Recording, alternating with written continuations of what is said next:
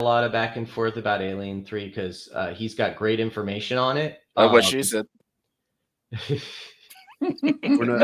don't even know what that means. We are live right now. We're in the wrong fucking studio. Way to go. Thanks, Martin. He had one fucking job. Professional. Jesus Christ. You got here.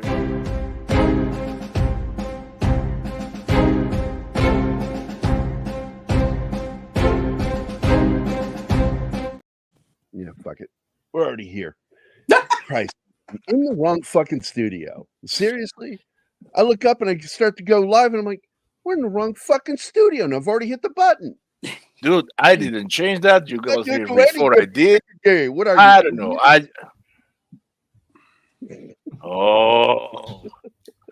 One of these days. So sorry about that. I'm so one of these days. Boom. Right in the delete channel button. Right to the eclipse. Oh my God. Oh my! See, look, I can't complain much. You know that south of the border employment's cheap. But you will. You're playing with fire. And he not can't getting complain burned. doesn't mean he's not going to. So, good morning, Wade. What time are we going on today? You sent me a DM. Let me go look and see. Slasher Fred, yes. I think it's 8 Central. Somewhere around there. He does it in the evening, I think. Just remember, I do a show with Don Ecker. Don't forget that I do that. So if we go over, I can't help it. Hopefully we won't go over. I'm going to be watching and reviewing the 1986 theatrical version of the 1990 special edition. Shut up, Slasher Fred. We're doing okay. Circle logic doesn't work on me. Here's the thing. The slideshow is based on the theatrical version, but we certainly are going to talk about the events of the special edition, which was the plan. Because the special edition is still the original theatrical film. It just has bonus footage. We get to see Newt's family. Yeah. And they go out for a picnic and get sucker punched by aliens. And the story of Ellen's daughter, Amanda, is added back in. Yeah, that is why you can better understand the attachment. And there's more footage with the machine guns, the mounted ones. Yeah, the robot sentries. It's a little two things. I think it was a total of 20 minutes? There's a lot of additional footage. It was pretty. When I was a kid, they played it on television, and I had no idea there was a special edition. So. And it is by far, even from when I was a kid, one of my favorite movies of all time. Probably the best sequel of all time. And yes, I will hold it up against Terminator 2. And I would put it as one of the top 2 because the number 1 spot goes to Empire Strikes Back. I knew you were going to say that. Which, by the way, it's just a better writing. Oh, look who thinks himself have just read. I knew you were going to say that. Well, this movie was made kind of like Stephen King's The Stand. It's one of those long opuses that was really good, but they didn't have the clout to publish a book that big, so they cut a quarter of it out on him. You know, same thing with Cameron. He didn't have the clout yet to put his 3-hour epics out. So, yeah, this was back in a time before the multiplex, so you needed to squeeze in enough showings per day, and that was really what it came down to. Was they had to cut out an entire reel. But I just want to again, we talked about this before we went live, but I want to shout out a really good channel that's providing a lot of additional information about the Aliens franchise, Aliens and Alien, the original first 3, and he'll probably do Resurrection later on, but. It's a channel called Represent This. It's a fairly new channel, but the guy is doing fantastic drops on different movies. Do me a favor, put the link on the private chat so I can. I am too far from my keyboard. Okay. So let me just go through the biggest changes in this. Number 1 is we get the Ellen Ripley bit about her daughter. Forget her daughter's name. Amanda. That's added back in, and we'd seen that in deleted footage previously. Let's see. The next big thing is Hadley Hope's command center. We get that scene. Then we also get the Jordans discovering the derelict scene, and then ending with her making the radio call, something's happened, and then we see the father on the ground with a face hugger on his face. Mm-hmm. Then we get the additional footage of the interior of the Sulaco, where we see the tables, and it's a repeat of Alien with the bird. Remember the bird? Yeah. Boom. This time it's what do they call those? Gyros. They're gyros, but there's a special name for it because once you get them started, they won't stop.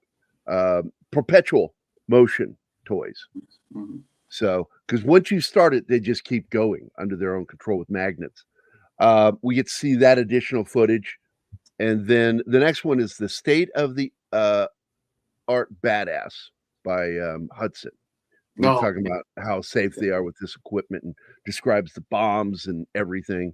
Wow. We get additional footage of them entering the facility. I feel drunk when I try to say facility. That was easy for you to say, sir. Facility is a hard word for me. It is. I want to go facility. It's like putting too many B's in a sentence. I can't do it. It just makes me feel like I'm drunk when I'm trying to say it. Facility. By the way, Martin, real quick. Now you understand me. I put that link in a private message on X. If you want to put it up there, the next footage we get is we get to see Ripley, Gorman, Burke, and Bishop entering the colony, not just the military team. Mm-hmm. The next thing we get is what I mentioned previously is Hudson and Vasquez setting up the robot sentries. We get that footage and her throwing an item out and they target it, and we get to see how they work. It's so cool that there was predictions in this film, cameras on helmets to the robot sentries. That was so fucking cool that he predicted that shit. Yeah, the tech in this movie, I went and saw 15 years before it started. Robot sentries are a thing, and the first sign of that was our strikers in 2004 had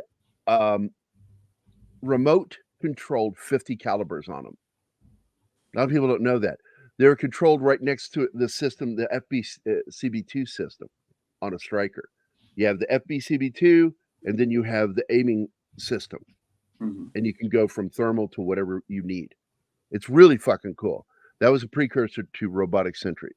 Maybe it's like an ant hive colony, and she keeps correct. Vasquez like, you're not talking about ants, you're talking about bees. Right. That's bees that live this in a is hive. one of the few movies I saw with my dad, and that's what blew him away was all the tech in it, the cameras, the so much cool tech. Yeah. The sentry gun readout scene, where you're actually watching everything, and then the survivors watch the sentry gun console. That was added. We get Hicks and Ripley exchanging first names now. I think is great because there was the hint of a love story there, but they didn't want to pollute the story with it. But it was clear these two wanted to bump uglies. No. Bump uglies. Allow me. I saw a live interview with Mark Rolston, and he scoffed at the idea, and he said that instead, both him, the actors, and the director, they were in accord that they were like brother and sisters. I'm going to go with Martin on this one. I think there's just a camaraderie there. And I'll tell you why. Because of the line. One line completely wrecks that stupid fucking statement, which is, it's not like we're engaged or anything. And then they both. We were talking about. They were clearly digging each other. I'm sorry. Mark Ralston. Fuck Mark Ralston. I was talking about Drake and Vasquez. I'm sorry. Yeah, I was on that page too, but because it's clear in where the scene where they're he's teaching. Oh no, they liked each other. That is foreplay. Yeah. When you are showing someone to load a weapon and the way he was physically handling her, that's foreplay. So I have fucked a lot of women in my life, and I know foreplay when I see it. I'm not just marrying the first girl I met, Chris. Explains all the restraining orders. Oh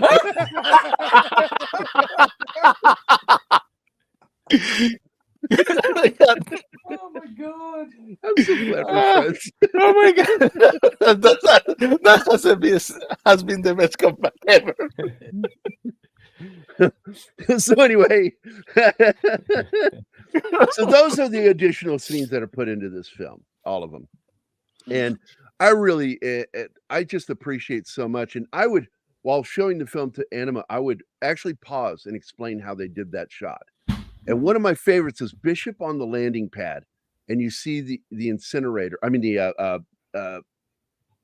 just forgot the name of it. The oxygen making refinery, terraforming place. Yeah. Yeah, what is that building called? I forgot what it's called. Atmosphere processing station. Processing unit. Yeah. You see it in the background with arcs of electricity, and then it pans right, and there's Bishop in the same shot with it. Clearly not a blue screen shot. And I love the use of rear screen projection in this film. Yeah, it's really good. It is, in my opinion, the best use of it since Superman, the movie. Yeah, no doubt. James Cameron got the jump ship crashes behind him. It's awesome, dude. It really is a great use of it. Yep. So this is something that James Cameron kind of redefined. He came up with some new techniques for filming rear screen projection while working for Roger Corman on movies like Battle Beyond the Stars. Lessons learned from Roger Corman. And also, well, it wasn't so much a lesson learned from Roger Corman. Roger Corman gave James Cameron the leeway to test this stuff out. And he really, if you watch a movie, and I know you guys have all seen it, but it's called Galaxy of Terror, which is kind of a Corman knockoff of the original Alien. Knockoff, yeah. But when you see how good the scenery looks for that movie, that was all James Cameron as the art director testing out his rear projection techniques and kind of refining it. Which is really goes all the way back to Stanley Kubrick, who was the single, in my opinion, still the single greatest user of rear screen projection with 2001: A Space Odyssey. There are scenes in that film that are so well done, you would think they were shot in the round. Yeah, and you don't you don't notice it, and I certainly didn't notice it until later on, and when I found out, I was blown away. Yeah, I had the same reaction. I'm like, that wasn't on location. That was in a set. What James Cameron did though was he added all these different weather elements to really kind of sell it in terms of doing the handheld look and in the background. Yeah. When you're watching when they're inside the dropship heading down to the planet, he's spraying rain droplets on the window. He's got the handheld camera. He's got the thing shaking. And by the way, point out that people on the set were complaining because they thought it would look like mud. Yeah. And when they finally saw the finished product, they're like, holy shit, Cameron knew what he was doing. Well, that was my old boss, Alec Gillis, who worked on Aliens, said that would happen a lot, that people would kind of go like, oh, you didn't think of this. And he would just tell them like, no, you're not visualizing. You don't see it how I'm going to see it. And so a lot of it was him just kind of pushing through because a lot of people didn't trust him. Dude, in one of the documentaries of how they made the movie, there is a point in which one of the effects guys says, and we stopped telling him anything because he was always right. That was Alec. Right. That was and Alec. I do want to. I'm going to address something because it still is because of Roger Corman, because Roger Corman let him do these things. Yeah, he trusted him, and so when I said thanks to Roger Corman, I mean it. He wouldn't have become as good as he was if not for what Roger Corman did with him. And this goes for guys like Rob Bottin too. Well, Rob Bottin became a better makeup artist because of his work. Is that how you pronounce his last name? I always thought it was Bottin. It's Bottin, yeah. It's Bottin. Okay. Yeah, I know. It says read like you that. learn it, we become a real fan. Oh, so I'm just a fake fan. Got it. Okay. All right. My old boss, Alec Gillis. My old boss, Alec Gillis, who worked on Aliens. And I love Alec Gillis, by the way. He got his start working for Roger Corman as well. And it was actually him. He had met, he was doing some stuff out of his garage. And it was, I think his dad's dentist said, oh, yeah, there's this kid who's doing a short film. You should go down and meet him. He does a lot of special effects stuff too. And it was James Cameron showing his short film Xenogenesis, which so Alec became friends with James Cameron there. And then when he got an opportunity to interview with Roger Corman, he thought, I might not be good enough, but James is. So maybe we could go interview together. So they both got to work for Roger Corman. And they both worked on Battle Beyond the Stars and Galaxy of Terror. And then when James Cameron went on to do Piranha 2, The Spawning, that's when Alec went over to Stan Winston's studio. So they were, that's where he met Tom Woodruff, who was already doing Terminator, who had already done Terminator. So I'm getting the timeline a little mixed up, but yeah. Then they went on to again, Tom and Alec, who kind of had partnered up, even then under Stan Winston, worked on doing the sculpting, doing the face. And when he brings up Tom, he's talking about Tom Woodruff. Yeah, Tom Woodruff Jr., who later on would be a suit performer in Alien 3 and subsequent Alien movies, and they under their company Studio AEI. But Tom sculpted the warrior alien head.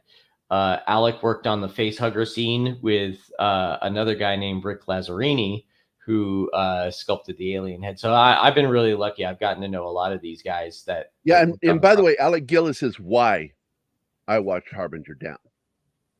It's the only reason why I watched it. And because all the reviews were coming in terrible. And so I'm like, but Alec Gillis is involved with this, so I'm going to watch it. And then, we become friends, and I'm like, you worked on Harbinger Down. Holy shit, dude. Oh, I was a big. Still should bug you about contacting Alec Gillis, because I'd love to have him on as a guest. I can, we can do that. I can arrange. You need to be on the show, though. Yeah, it'd have to be a Saturday show, but he's got a lot of stories, including stories of working with Paul Verhoeven. Oh wow! Because they worked on that fucking psycho. They worked on Starship Troopers. So, and Alec became friends with Casper Van Dien. I've met and I like Casper Van Dien. He's a cool dude. Yes, very polite guy in person. And I'm not talking about like he's polite in public. No, in private he's very polite, very nice guy, very soft spoken. I mean, when he found out that I worked for Dale Dye, he's like, I worked with Dale Dye. He's fantastic. I know. I know. So speaking of psycho directors, though, the stories on James Cameron, I recently was met up with. He's almost killed people, including in this film. Twice, he had these people do scenes where they had acrid chemical burning material. Yeah. And they got choked out and had to be checked out by paramedics. Check out the behind the scenes of the in one day. And that entire crew would never work with him again after that. Oh, there were people that, what was it? There's a story about James Cameron calling up Stan Winston for The Abyss. He said, yeah, I want to do, he calls up Stan Winston. He's like, yeah, so we just got finished with aliens. I want to do transparent aliens that glow underwater. He said, Stan Winston just hung up the phone on him. Didn't even say anything, just hung up. I know they've worked together since, but he was like, nah. I remember one of my favorite stories with Stan Winston has to do with the fact that the Predator was going in an insectoid direction, and then he was on a flight and did a sketch for the guy that ended up becoming what we know as the Predator. James Cameron did. No. Effects guy is Stan Winston. Yeah, Stan Winston was on a plane with James Cameron, and James Cameron said to him, like, I've always wanted to see an alien with mandibles. And Stan Winston was just like, oh, okay. It was just, So yeah, that was a little bit of James Cameron influence. But as like I was just met with a director, an indie director who's very talented, and he worked for James Cameron on True Lies. He's like, oh yeah, whatever stories you've heard, he's like 1,000 times worse. He'll just fire people for fun. He said he fired me one day. I just came back to set the next day and didn't say anything. Yeah. I've heard stories of other people pulling that shit on jobs. It goes all the way back to the true story of what's his name? Curb Your Enthusiasm. Because he actually did that in real life, and it was in an episode of Seinfeld. But he actually did do that, where he threw a big fit and quit, and then just came back the next, pretend like never happened. And it was Saturday Night Live, by the way. that he quit from, and then came back to work, and nobody just said anything. Nobody said anything. Let him work. Yeah. Now, I'm going to point out here at the beginning, this, of course, is the way Alien ended, the first film. And it's one of the most connective scenes, and I think that it was right to do it this way. And that in this scene, Cameron wanted to do something. He felt that there should be a machine that scans the room before the men go in. And Fox refused to pay for it. And he had to pay out of pocket for this device that they use. It was levered in through what do they call it? A Dutch jib that made to look mechanical. And this thing has laser in it that does that same thing with the film in the first Alien film, because they said there's a film over it. It's not a film, it's a laser going through a mist. Yeah. But it's a real cool effect. And this does sort of almost the same type thing, but sideways, scanning everything in the ship. Yeah, it was a callback to that. And it was actually, it wasn't Fox that refused to pay for it. It was his own wife, Gail Ann Hurd, who was the producer, she was looking at the budget and she said, yeah, you have to pay for that yourself. She's like, we can't fit that in the budget. And he did, though. He paid for it. Anima immediately says, why is everything so sparkly? And I said, that's because it's a long period of time has happened. Right. And she's like asking me how long. And I said, well, you're going to find out in the next scene. But okay. So I told her it was like 57 years. Is by the way, we during Harbinger Down, there's a scene at the beginning where they're rubbing ice off the windshield as well. And he said, yeah, that's the same effect we used when we did Aliens. He said, you know what that is? He's like, it's the silicone that you get out of diapers that absorbs the urine. Looks like ice. So they just put it all over everything, and it looks like. And it looks great. Yeah, it's a cool effect. Everything in this. Another thing I really appreciated that you can see in HD when you watch this is you can actually see the grappling gun still stuck at the door. Yeah, when they cut through. I have heard details that grappling gun is actually going to come into play in Alien Romulus. Yeah, because they find Big Chap out in space, and this is something that's been debated since it came out when I was a kid. Is it got blown into space, but that thing can live in space. It's not human. It can actually live in a vacuum. I think it'd be a bit odd if it lived too long, but yeah, we'll see where they go with that. Remember the alien part of the individual xenomorph DNA is adopted from the host in which it grew. Only part of it. It may or may not have need for oxygen. The predominant aspect of this creature is from as we know now, this soup. But the fact is what it adopts is structure. Well, Chernetsky has a point. It may not need oxygen, but it had a gaping hole in his chest. Yeah. So what I'm assuming is it's probably in a state of stasis. It's sort of like an animal freezes and then you can revive it 1,000 years, million years later. We're doing it all the time. Shit we bring up through, from the through the ice up in the poles. I don't like to, like overly speculate with these things because I think it's more fun when it's left to mystery. I just like to view it as like, it's an eldritch horror in space, so we don't know. Well, it is. It's clearly H.P. Lovecraftian in its nature. So it's definitely. The thing in particular is absolutely a Lovecraftian horror story. Mm-hmm. The ancient ones. That At the Mountains of Madness is an inspiration for both the Thing and Alien, and it kind of, I wanted to point out this is the thing we were talking about. Yeah, it's cool as hell, man. That is a cool effect. It really is. And that's what got paid out of pocket. Mm-hmm.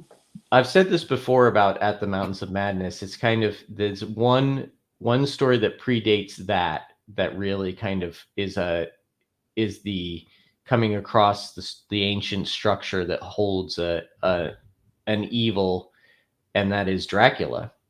I think Dracula inspired H.P. Lovecraft because it's the same kind of thing. You come across this, the Carpathian Mountains, this old castle, and it holds an ancient evil that's kind of beyond understanding.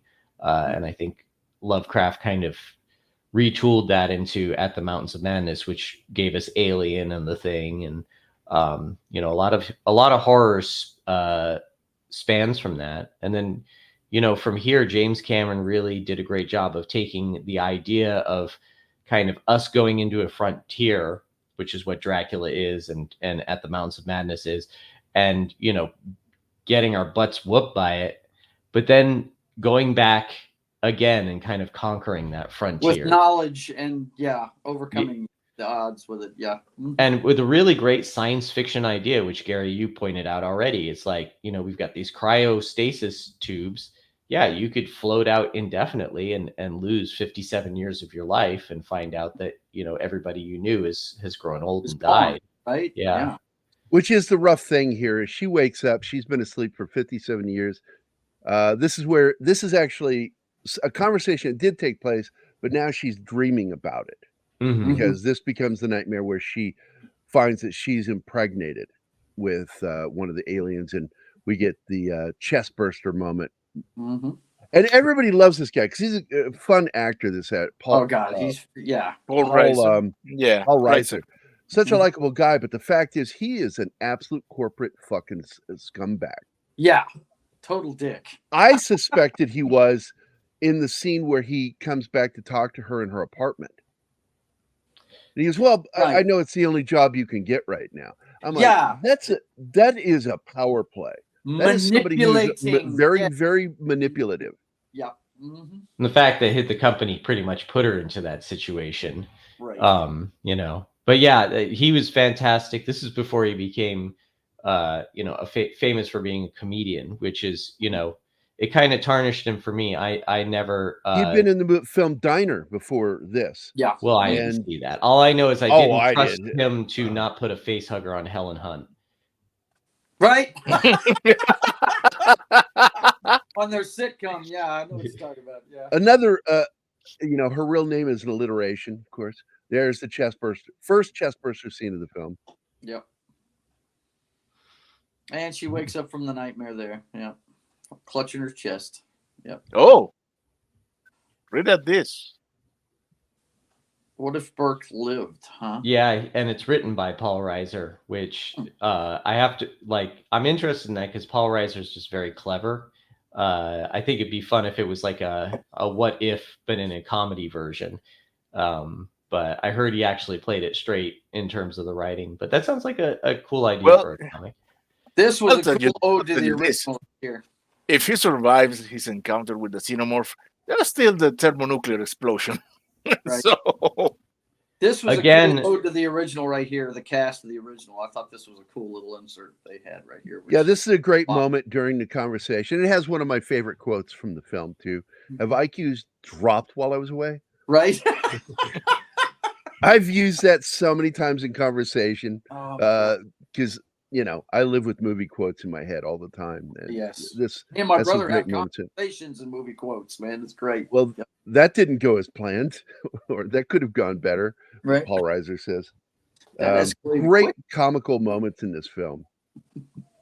There's so many details, you know, in this, because this is essentially, again, this is the frontiers person coming back, or like you know, John Harker coming back from Dracula's castle and saying like, look, this is what I saw, this is what's out there, and people are like, no way, you're crazy, right? Yeah. You're out of your mind.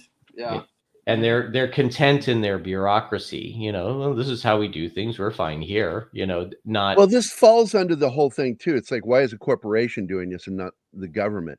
And that's because they fell under the auspices that the future of the world is corporates, you know, government corporations run things. And I talk about it in one of my stories too, Sleepers, which is a story about soldiers who are only awakened when they're needed. They are held in stasis, and once they get so many hours of combat, they get to retire. The classic Roman with a plot of land and bags of gold, you know. But anyway, so this is some great stuff here. But I need to get into the chat here. First of all, I want to let everybody know that I did notice y'all popping in. Slasher Fred, real weight is here. Sci-Fi Mombi, D. Bud Martin, Read by Nature, Shinatsky, Kay Roberts is here, Bush McFadden, Andy Morrow, Boosh. Pacific 414, and of course our dear friend Monkey Jubas. Thank you. Come again. And let me get into some of these comments that I have starred here. Shinatsky says, why didn't he call it a backdoor projection? Shanatsky also wants the link because he has the day off. Oh, send him the link. Okay. Martin, was the hard weather effects Bishop had to stand in the key to blend in the background? You're talking about on the platform when he's calling in the drop ship. Right, and the rain and everything. Yeah. Yeah, there's definitely winds blowing on the set. So they had fans blowing. They did a great job of, it's like each shot. This is an example of a movie that is made in the edit. So, from shot to shot, there are a lot of different setups, and you'll notice there are a lot of ways, like when they climb on the drop ship, you actually never see them getting on the drop ship. You just see them climbing on a ladder. If you see on set the reverse of that, they literally have a metal piece of ladder hanging from some cables with James Cameron and a camera on the other end of it. And it's just swaying back and forth as they climb onto it. And then they cut to the ship flying away. It's just all these different techniques, rear projection, close-ups. There's a lot of reverse photography in this, not just for things that are as that apparent, but just like little things. Like the fact that when Hicks picks up a shotgun and sticks it in the alien's mouth, they were having trouble reversed. They stuck it in first and they took it and he put it down just because he was having trouble picking it up and sticking it into because he kept missing the mouth. Yeah. So Phrasing. And it's true phrasing. So we got another comment here. It says FB. I can't read it for some reason. The control is over it, so I'll have to read over here. FBCB2 was in our talks in the vehicles if it was a BFT for awareness, and Crow for the 50 cal when we modded sex toys in there. Yeah. No, look, the FBCB2 is in all the Strikers. And it led to, when I wrote the first script for, which Dale Dye wrote the final script. When I wrote the first draft of the script City of Fire, which will never be a comic book or film, ran into too many copyright issues with one of the guys involved. So we just decided it's not worth the trouble to ever deal with it again. But I wrote a hell of a script. And even Dale Dye said, this is really good, because I got the manners and I had all the information, how the Strikers worked. And one of the scariest moments is the aliens moment in that battle for Mosul back in 2004, was there were so many Hajis approaching them that there's a little female voice that's in the FBCB2 system that when a tango is approaching you, it says enemy in area. Now imagine that voice saying that over and over again, over top of itself, over and over again. You have so many enemy approaching your vehicle, you are completely surrounded. That voice is just saying enemy in area. And they said it was one of the most surreal, horrifying moments of that battle, because they weren't even looking outside yet. They were still locked inside the Strikers when that happened. And it reminded me of Aliens. Yeah, that scene reminded me too, and I did it when I wrote it that way. I wanted to feel like Aliens. very cool. Well, this Aliens is born out, a lot of the scenes are born out of the fact that they only actually had, I think it was 8 suits in total, and they had to make it feel like they were being swarmed by hundreds of aliens. Yeah. And that's, a lot of the things, there are just a lot of kind of, what you don't see is scarier than what you do see moments. And one of those was the motion tracker. I'm not breathing until I get to the next comment. Holding my breath. Uh-oh. Go. James Cameron, go. I got to go through these, man. There's a lot. There's 12-star comments, so I've got to go through these. James Cameron seems to have made special editions of 3 of his films because he also made a special edition of The Abyss and Terminator. I'm not sure. Was there a question to that? I'm not sure. That's a statement. Well, once again, Yeah, that goes back to what me and Chris were talking about: a length of movies, him not being able to release the full edition he really wanted to back then. Also, I want this to be known, and George Lucas is one of the worst at this. There's no such thing as a completed film, only an abandoned film. Because if a director is allowed to work on it, he will work on it until he is dead. Yeah. I don't know if I particularly agree with that. I was definitely. I'm not the one who came up with that, so you're arguing with a very famous person that said that. Yeah. So well, you're not arguing with me. Not like famous people are ever wrong, right? It's a quote. So Slasher Fred, in the video game Alien Isolation, we are given the same information about Amanda. Some information. Yes, because you play as Amanda. Are you guys going to be watching and reviewing the 1986 theatrical version of the 1990 special edition?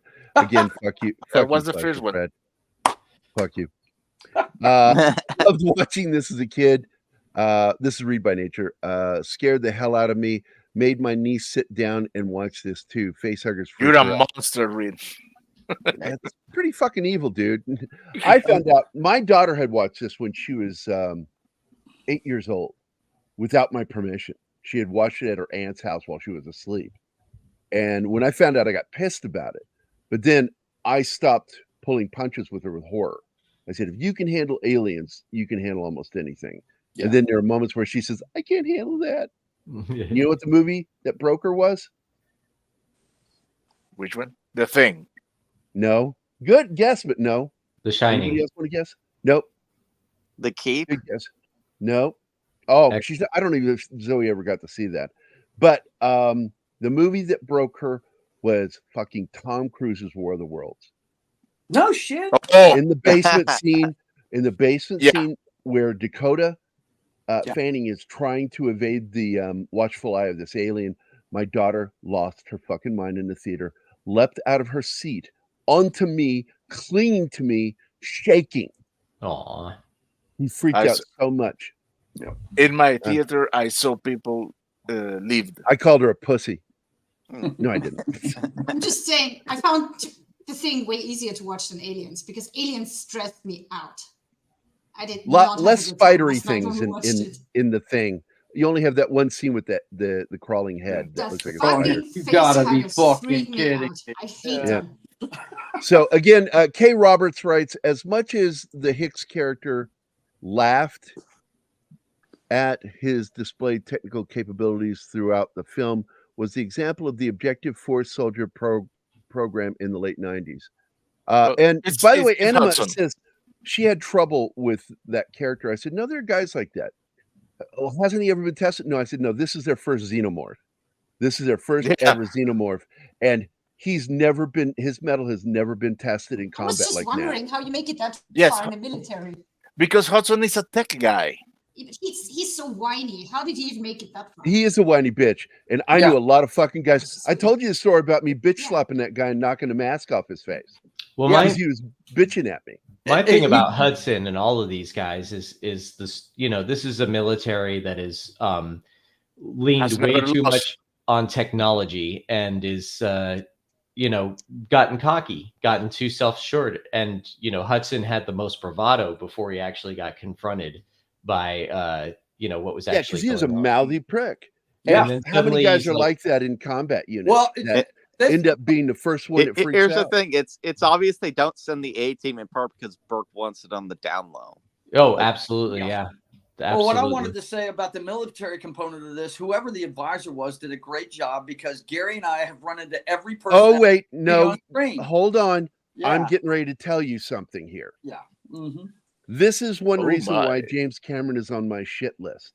Mm-hmm. Because he approached and worked with Dale Dye in writing the script. Used them as a military advisor on how things were done. Mm-hmm. And then never gave him credit or paid him. Oh, horrible. It's not the only guy that's done it. I know other directors who've done that shit, and it's a shitty fucking thing to do. Yeah, well, we know James Dale Dye not known for being a good with guy. The military stuff in this. Well, we know why we got the personalities out of the team we got then, because I love the fact that lieutenant gets no respect at all because Gorman, he's your typical first timer butter bar. Yeah, what's his salute? But I wrote a Substack about the basics of writing a script based on aliens. And what you notice about all these characters is that, except for the ones that are like fodder in the hive, everybody has an arc. Everybody has a redemption arc, including Gorman. Even Hudson. And Hudson, yeah. They all He do. has The one whole of the movie most goes down heroic like a fucking boss. deaths in the film. Yep. Where he goes, "You want some of this? You want some of this?" That's it. I man. fucking love that Awesome. moment where he just says, "Fuck it, balls to the wall. I'm dying anyway." Fuck it. Even Gorman in the end Yes. fucks up the whole movie. You always were an asshole, Gorman. right. I love that line. That's a big arc between him and Vasquez, because if you notice Vasquez, she it's never outwardly stated, but you can see by the look she gives him stuff. She blames him for Drake's For everything. death. Yeah. Yeah. For the mess Drake's up. death, she also blames him for their death at first because he empties his weapon and didn't leave one for her and him. Yeah. Mhm. And that pissed her off. And but then he pulls out a grenade, which is one of the shotgun rounds, by the way. People didn't notice that. The grenade launcher, all it is a shotgun launcher. Fires out a grenade, and the plastic flies away from it, and there's a detonator button on the top. And you can also do it manually, which he does. He flips the thing and pushes a button down, and now it's just a handheld grenade, and she grabs it. I'm gonna change studios. I got some for more a while. comments too. I got to get to. Did Yeah. you know that James Cameron was supposed to direct True Lies sequel, which never came to be? Yeah, I did know that. He decided that terrorism wasn't funny anymore, quote unquote, and that's why it didn't happen. I'm like, pussy move, Cameron. He was getting military money for that movie. That was that was one of those military funding Hollywood for propaganda purposes. Oh, True movies. Lies? Yeah. Mm-hmm. I'm surprised. Isn't one of Yeah. the workers on the colony at the start, Mac McDonald? He was in Red Dwarf too. Yeah, that dude. I know who you're talking about. Yeah, he was in it. What, the head of the facility in that scene from the extended? Yeah. Yeah, this is one of my favorite moments in the film right here. Hey, Vasquez, anybody ever mistake you for a man? No. Have you? Yeah. Have you? That was awesome. So, Slasher Fred says, I notice how in this movie and Terminator both, main female characters try to warn the authorities of danger, but are not taken seriously. Yeah. Yeah. They kind of make fun of it, though, in Terminator 2, because she becomes so fucking over the top that even her son goes, Mom, come on. Right? See, Not Vasquez is productive. also a great character because Vasquez, in like a Union turn, she's kind of a shadow for Ripley, especially for what she needs to have in her as a character and grow towards, which is And one of the you've reasons got she here dies. something else that I want to point out is you have two directors who did feminism correctly, and that is Ridley Scott and James Cameron early in their career. Ridley with Alien, and it was almost unintentional because originally Ripley was a man, and it just ended up she got cast as the part, and they switched it over. Mhm. Well, it was And, gender neutral. You can It's cast gender neutral, either. but the intent was to cast a man. Although And those so- discussions were had. It wasn't like that Sigourney Weaver walked in and And it just won him over because it's the same thing with there was a decision made by Hackford that the drill instructor should be black because he went and met all the drill instructors at Annapolis and found out, oh, a majority of them are black, and he thought, I'm going to switch that over. It wasn't because Gossett blew him out of the park and he cast him in the role. It's because ideas were already going around in their heads, and so you're right. But I do want to point out another comment here, which comes up later for me, which is the Queen would probably have been pulled in by gravity and burned up in reentry, possibly. True. But I want to point out that one of the neatest things in this film is that Cameron addresses where the eggs come from. But my problem is, why was there a necessity for a queen at all if they knew there were eggs on the derelict? And the aliens would have known that. Before we go on to that, I want to kind of go back to the comment about Vasquez being a shadow of Ripley, or you notice that Ripley takes on the role of a more aggressive role and picks up the guns after Vasquez is killed. It's like Vasquez kind of passed because Ripley has learned from all these soldiers, not just Hicks showing her how to use the gun, but she's watched how they've moved. Just watch them how they do what they do. And she's kind of, you know, realized she has to become more aggressive to reclaim Newt, which she can't just let someone else save her. Yeah. Right. And as far as the, you know, there's a lot of kind of speculation in terms of the, you know, where the eggs come from. And again, this is kind of, you know, the idea. Well, what I'm talking to is the point that there was no need for the aliens to make a queen because they already had thousands of eggs. Yeah, but those they thousands knew of they eggs were there. were miles away in another ship that was outside. They would have traversed and gotten it and came there. I always consider it to be one of the weakest things in the story. Yeah. But Anima asked an interesting question. He goes, why is she giving birth to eggs?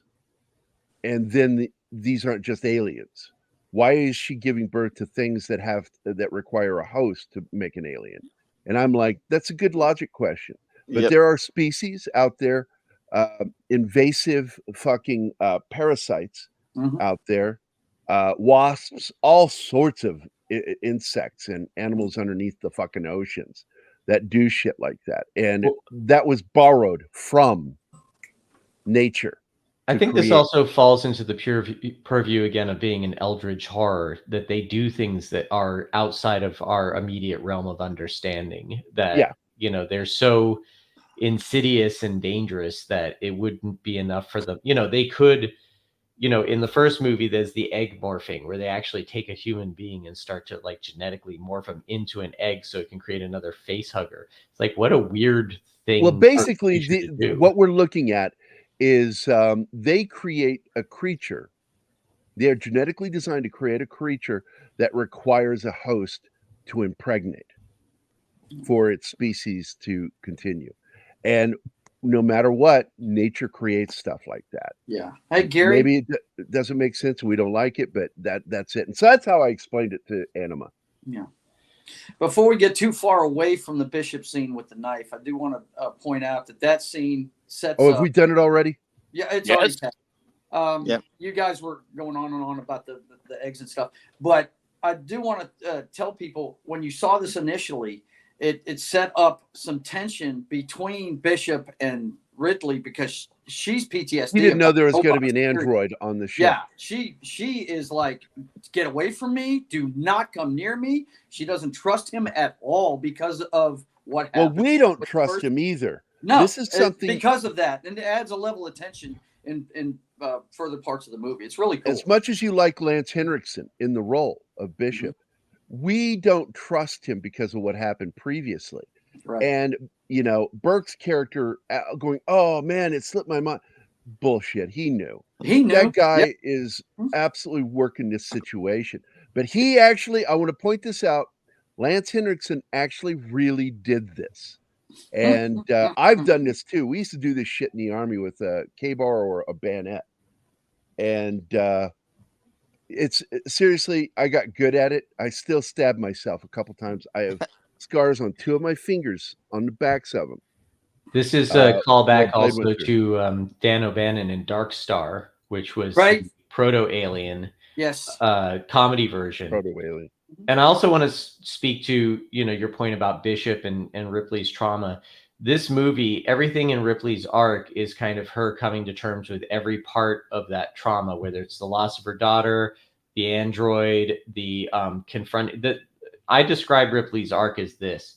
She goes from the beginning going, I'm not going back out there, I'll die, to at the end. And people go like, oh, this is a plot hole in her character. It's like, no, this is what's called a character arc. I won't go back out there, I'll die, to I'm going into that hive, I don't care if I die. Yeah. You know, because she cares about something more than herself. Yeah. And she's taken great on quote, Slasher Fred. Great quote. What is it? Read it. Is it? Oh, the line, express elevator to hell. Yeah. The dropship. Yeah. It's a great character moment because it's showing that Hudson's you know, cocky as long as he thinks that he has everyone with him. He thinks that we're going to win. This is going to be awesome. And then as soon as everything goes to shit, he breaks. What I love is on the way down, Hicks has done this so many times, he's asleep. Yeah. Actually, Like that is Hicks. something I want to bring up. It's so funny. I saw this film 4 years before I went in the Army. And when I was in the Army, I realized I'm fucking Hicks. Yeah. Because when I was in transports, I would That would take explain my the M16 restraining order. But... I would take my M16. I would take my M16 and plant the butt between my heel and sole, and my feet would plant together like that. Like not like this, but like this. Letting my ankle bend and hold the butt of my weapon. And I would put the muzzle of a fully unloaded M16, by the way, into the roof of my helmet. And I would hang my helmet on it. And I would sit there like a bobblehead. And I would just be sound fucking asleep. And I got asked the question, how the fuck do you do that? You can sleep anywhere. I would take little cat naps here and there when weren't being supervised, because they'll bust your ass if they catch you sleeping. Yeah. And the slightest noise wakes me. And I would just like catch these little cat naps throughout a day, and I was always rested and frosty. And that's important because that's a line used in the film, stay frosty. Yeah. And frosty is important when you're on sentry duty, or if you're getting ready to go into some shit, you want to pay attention to what's going on. The And frosty personality means played between fully the alert. guys in this movie is just awesome. They really Okay, they hit it. Where So were we? read by nature. I think Skynet in a way is Lovecraftian. I just like later films giving it a human visage to interact with. I can't argue with that. Oh, by the way, one Hey, neat Pacific bit of 414. trivia. The Hyperdyne system was originally going to be Cyberdyne system in the first version of the script. The and he actually Cyberdyne changed system. it. Cyberdyne. Yeah, there are lots of little references that he kind of hides in there. I think he's just putting in fun Easter eggs. But yeah, that was a fun one. Yeah, I I've was going to mention the deleted scene. Oh, that's a good. That is a great slide, man. good one. Good one, Martin. I know you did that on purpose. By the way, it always reminded me when I was working for Octopus Magazine and E Magazine, I would always write my Halloween top 10 list, and I would always add somewhere in that list, scariest moment in Alien, Sigourney Weaver's ass. Because in that scene in Alien, she has got the flattest ass I have ever seen on a woman. Going back to her scene in when she's waiting for the conference. I know we're way past that, but the whole idea of her losing her daughter 8 growing old and dying before she's reawakened. That scene was written different ways. One of them, she was still alive, but she didn't want anything to do with Ripley. She was resentful that she never came back. And, but James Cameron thought that was too, maybe a little too callous, and kind of might have actually taken away some of the empathy the audience might have for Ripley as maybe like deadbeat mom. It was better to describe that she was just upset because she was,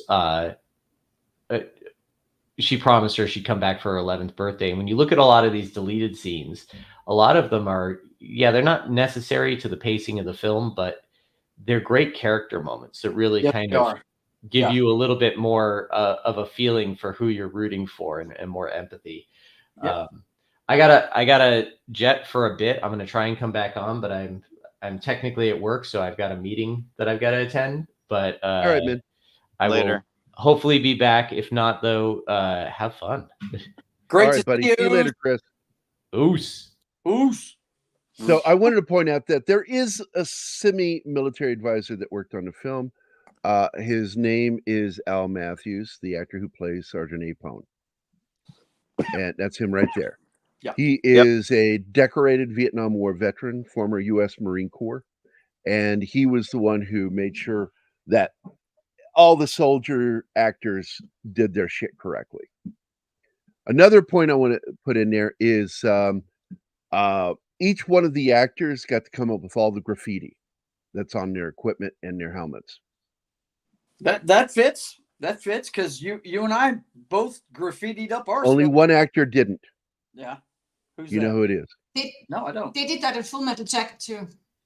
It's They had to Michael ride in their Biehn. own helmets. Michael Biehn, who plays the part of Hicks, Hicks. was actually not the first actor. Really? Yeah. Hmm. What's his name? James. Shit, I forgot his name. He played Gans in 48 Hours. Remar? Yeah, James Remar was Wow. the original He's gonna be Hicks, but he was having drug problems Oh, and he got fired. I mean, So I love Michael Biehn. You know, it's kind of like an Eric Stoltz, Michael J. Fox thing with Back to the Future. You know, it worked out, but James Remar would have been good in that part. I think he's an underrated actor. I really dig him. It's a shame. Yeah, so basically, the actor that plays Apon was the guy in charge. Hicks came in, the equipment was already there. He's just moving into somebody else's locker. And so, but there is one particular shot that I'm aware of that Remar made it into the film, which is the scene when they first approach the alien looking shit at the refinery. And that was the word I was looking for, is refinery. Mm-hmm. That scene, that is James Remar in Hicks's Yes. uniform. Wow. But because they caught it when he was turning away from the camera, we never get to see his face. We only see Remar's back. No. So, Man, you imagine being fired from Aliens. You know, I just did a watch along party for V, the original miniseries, and the original actor that played Robin, the daughter of the anthropologist, you know, that ends up becoming pregnant with the alien. She was played by a different actress that was murdered during the filming of it, and she's actually in it from behind in a few scenes in that too. It's kind of funny. Wow. Yeah. Mm-hmm. Yep. Power of editing. Yep. there's a scene when they're right before the landing, and part of the set fell apart on the actors and hit the actor playing Gorman in it. Really knocked the shit out of him. And it was a scene that part of it ended up going into the film, but in real life, again, Matthews got up and took command of the set, telling people what to do and to help him. Pretty cool. So he was fired for several reasons. The main one had to do with chemical dependency. He was being problematic on set. It's a shame what it does to people, man. It really is. It's a shame because the guy's talented. He's done a lot of good stuff. Yeah, he would get pissed at people if they mishandled weapons. And Al Matthews, he was the guy on there. I mean, they had an armorer, but he was the one who would get angry. And in one of the interviews I watched, he would fucking bust their asses if they handled a weapon incorrectly on set. Don't point that at somebody. What the fuck's wrong with you? Right. Downrange. Point it at the ground, point it in the air, never at another person. That's it. Which, of course, is not totally true because you do point at humans every once in a while because that's who in warfare. That's who you're aiming for. Yeah. This reminds me of that moment I got yelled at by. Well, it didn't get yelled at. I got a dirty look from a drill instructor because he was hammering. Call that a gun? That's your weapon. I said, does that include shotguns, machine guns? Do we never say handguns Gerry, either? You are the ultimate troll, man. Good Lord. I don't know I how was raised around weapons. I know some of them are called guns. And I just got the dirtiest looking, didn't say a goddamn thing to me, but I knew that I had just been fucking added to his fucking list. Marked. You are marked, my friend. Yes. Added to that man's list. The other thing I love about the vehicles in this is they really have a lived-in military feel to them. Yeah. Because each one is based on something in reality. There's and nothing that's what clean makes here. them so fucking good. They've been used a lot. Yeah. Mm-hmm. Yeah. Very cool stuff. I love the drop ships. I love everything about the aesthetics of the show. They really put a lot of work into this. And there you go with the body cams and everything. They're checking their gear before they get on. All of them got a camera, a microphone. Yeah. Again, a prediction of the future. Yes. Yeah. Body because cam that's what now. special frontline tier 1 groups will do. You know, Mhm. special forces, they have cameras mounted on their helmets. Yep.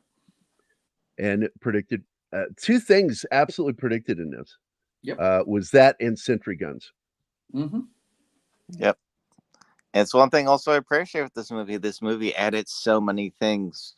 I mean, even if you don't necessarily like the Queen, you gotta admit it's actually an addition to the universe instead of this weird thing we have now where people like doing here's the version of this thing you love, but it's the earlier one. Yeah. Well, I don't know if it's more a prediction or a case of, oh, we should do what they did in that movie.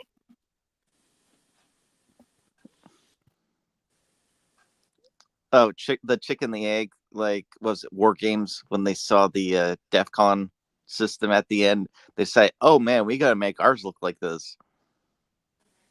Now, I noticed one thing for the last hour. Anima, you've not said anything. Is there anything you want to add to everything we've seen so far? Your opinion? No. Okay. You guys Can you know way expand more on than I do about this.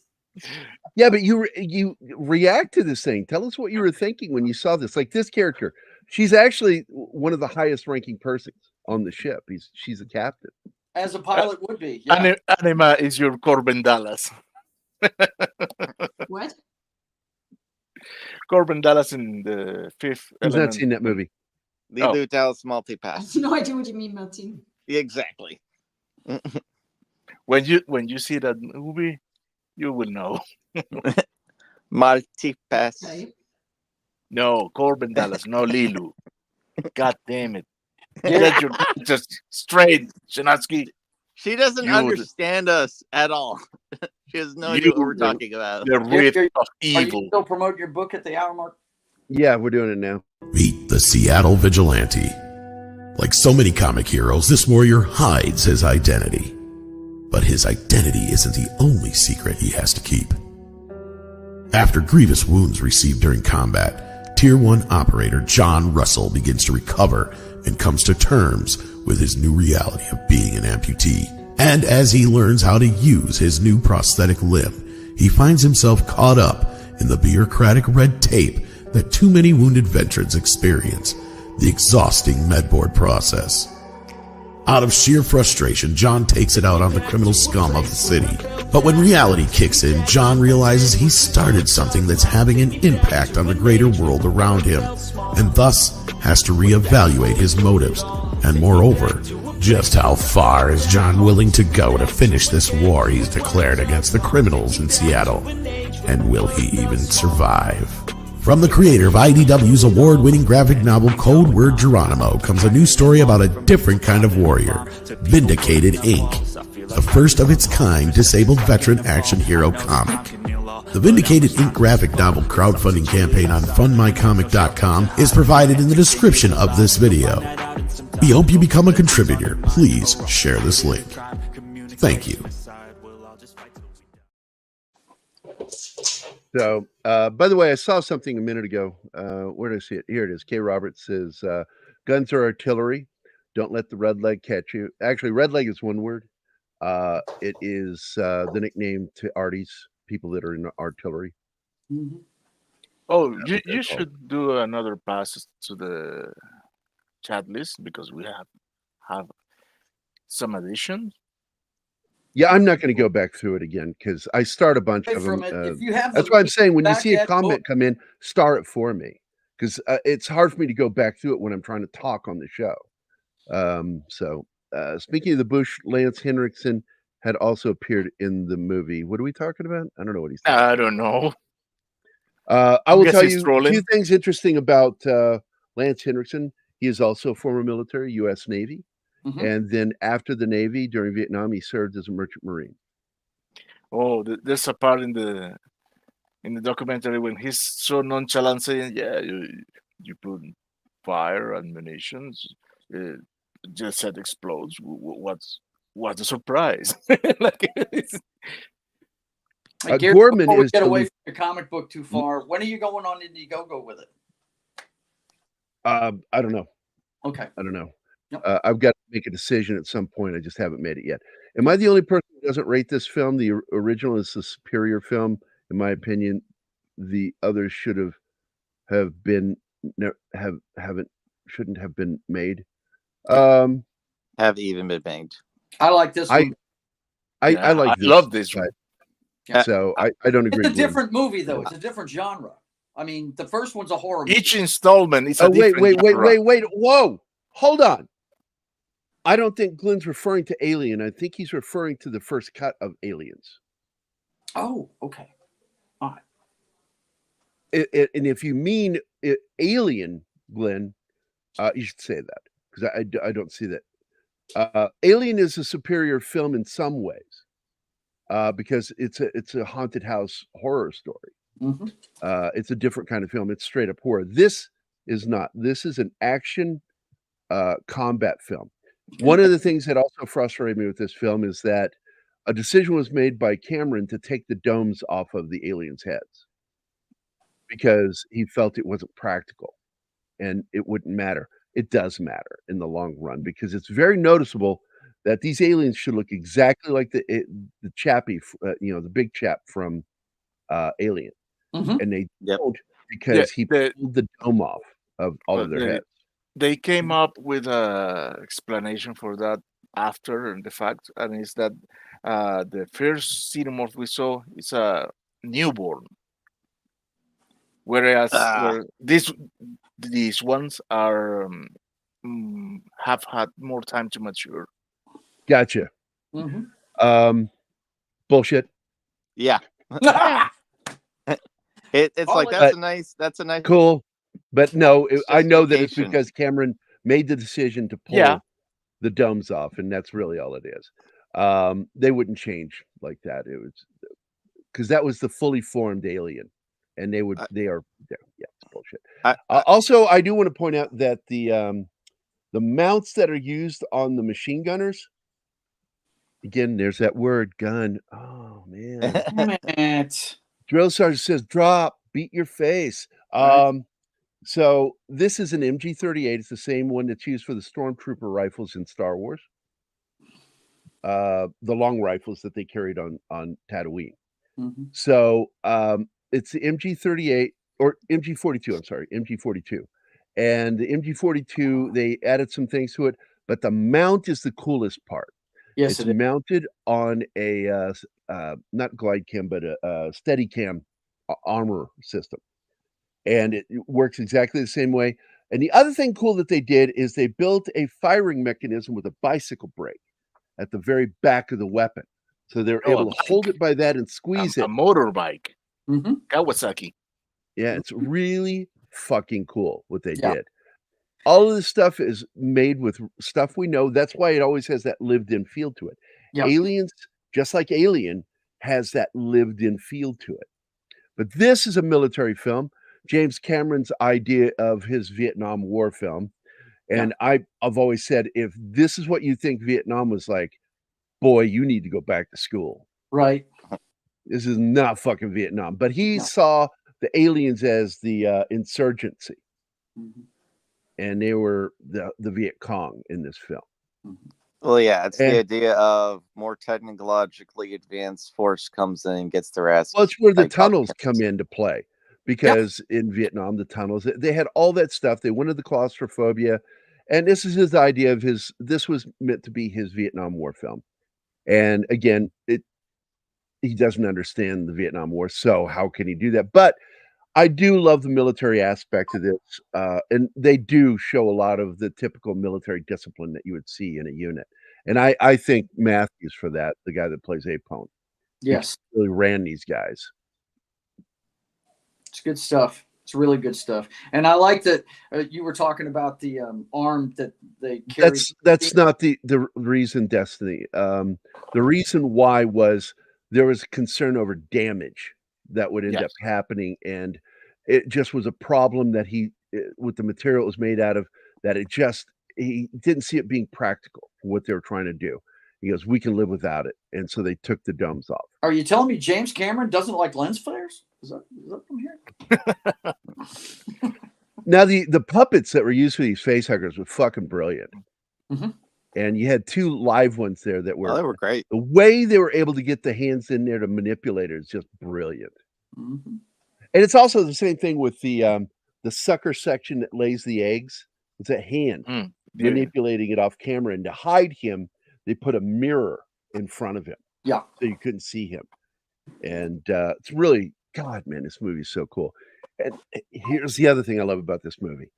The cuts between miniature to large scale props is mind-boggling, because I would try to show Anima, this is the miniature, that's the full scale, and cut back and forth, and it's so well done. I love the use of depth of field in this. The way they and the did special effects stand up today, man. They do. I mean, there's a couple of spaces where you see, you can tell there's some projection behind them and stuff like that, but it's few and far between, man. The projection is done so well, I don't mind it. Because I know where it is every single time they do it. I also know when they used blue screen, because they used blue screen back then, not green screen. And the blue screen is obvious, like when she's out on the platform. Yes, part of that scene on the platform is with a projection image, and part of it is blue screen, and you can tell the difference. And the difference is not good, in my opinion. I don't think the blue screen stuff in the film works. But I have a problem the with wreck of the dropship is one of the best back projections I've ever seen, man. It was awesome. They did a great job. Because they're running from it, and it's just really well done. Shit's blowing up all over the place as pieces of it fly by and stuff. Is very cool. Yeah. Well, she jumps over the face huggers, and my favorite is Burke, and it goes after him through the glass. Right. And Hicks makes the joke. He goes, "I think she's in love." Right. Must be love at first sight. Love at first sight. Yep. And this is, of course, something that'll have a payoff later. Yep. This girl that plays Newt in this never acted before at all. Nailed this character. Has she acted since? She's done something more recently. 2018 and 2020, she did voice work. Okay. But she never acted after this. She just went on to have a normal life. Oh, very cool. Hey, she does great. Good way to do it. She's the war veteran with PTSD in this show. You know what I mean? She is the one. He's the only one also that knows what they're up against. Right. That's what draws Ripley to her, because she's been in her spot before. Right? Yeah. Yep. Pretty damn awesome. They're all dead. Okay, can I go now? Right? Because I've got to get away from these things. You guys don't understand. They're coming. She's Ripley's second chance of being a mother, because she's exactly the age that her daughter was when she went on the mission. Right. Yep. She tells that you're gonna get me killed. Yeah. And this is part of Ellen Ripley's redemption in the story, is being there for this child. Yeah. Yep. Exactly. And she helps her go back to being a child, because she's a survivor when they find her. And being close to Ripley turns her back into a child. And I love that. Yep. Her and Hicks. Hicks is the new husband, and that was all going to be great. Oh, he's so good with her. Fox happened. Newt. What a name. Very cool. Nobody calls me that. They call me Newt. Newt. It's a Monty Python sketch. Okay, in the movie, Ripley knows about being cocooned, and those who have seen the original director's cut in particular know about the cocooning. Wait. She only speak about the cocoons after they saw them through the cameras of the soldiers. So it is not a blunder. There was no special edition of Alien when this was written and came out. There is a director's cut eventually, and it adds the cocooning scene, but the cocooning scene makes no sense. Wasn't it Tom Skerritt they put in a cocoon, I think? Tom Skerritt and John Hurt are all cocooned. No, John Hurt, no, because he's dead. No, I know, but he's on the wall. No, you're thinking of Brett. Was it Brett? Okay, Brett was on the wall. And the reason why is because they're being transformed into eggs. That was the egg morph, yeah. I seem to remember seeing a picture of Tom Skerritt being cocooned in Yes. Starlog back in the day. He's being broken down and turned into an egg. That was Harry Dean Stanton. Exactly. Yep. And he says, "Ripley, kill me," which is the line that the lady says later. Yeah. It's one of those things. I think that the theatrical cut of Alien is the superior cut, and the theatrical cut or the director's cut of Aliens is the superior cut there. Yeah. It's always fun to see scenes added, but it doesn't always. I agree. The theatrical cut is better without the additional scenes. Gorman is your typical butter bar officer. He's got no experience. Never been on a drop. Only been simulated. So, you know, they go out of their way to point that out. It's a reference to butter bars in Vietnam that these guys, in the book, not the Short Timers, it was Rumor of Philip Caputo's Rumor of War, I think is what it was. You see a first lieutenant throw a grenade into a hooch and then turn and put his wall back against a grass hut wall. Wow. And he Genius. dies. Yeah, genius. He dies because of his own stupidity. Like, are you fucking kidding me? It's a shame. Yep. Well, there's a lot of people that say that, you know, oh, Marines wouldn't act like this, or, you know, this is, why did they do this? Why didn't they leave someone else up on the ship? You know, it was all, these are things that are plausible through either cockiness or the fact that Burke, you know, handpicked someone who was incompetent so they would be easily manipulated. You know, there are all sorts of little nitpicks in this movie that people come up with, especially when I believe also that Burke, and here's the weird thing about the Burke character. Every single time he makes a decision in this film to do something bad, he is actually putting his own life in danger. Because he's And an it's idiot. something odd. No, he's not an about idiot. that. He's an ambitious, opportunistic prick is what he is. He thinks he's going to get rich. And Yes. that's his This thing. is one of my favorite composite shots right here, Chris. this is a great It's a mixture of model. matte painting, miniature props, and matte painting, and another miniature model. Because the actual functional miniature model here is the vehicle going up the ramp, but over to the left, that's all matte painting. Yeah. It's amazing what you can do when you're painting on glass and put a light behind it. It just makes it look so cool. It's really And I also love the way the weapon tucks down on the back.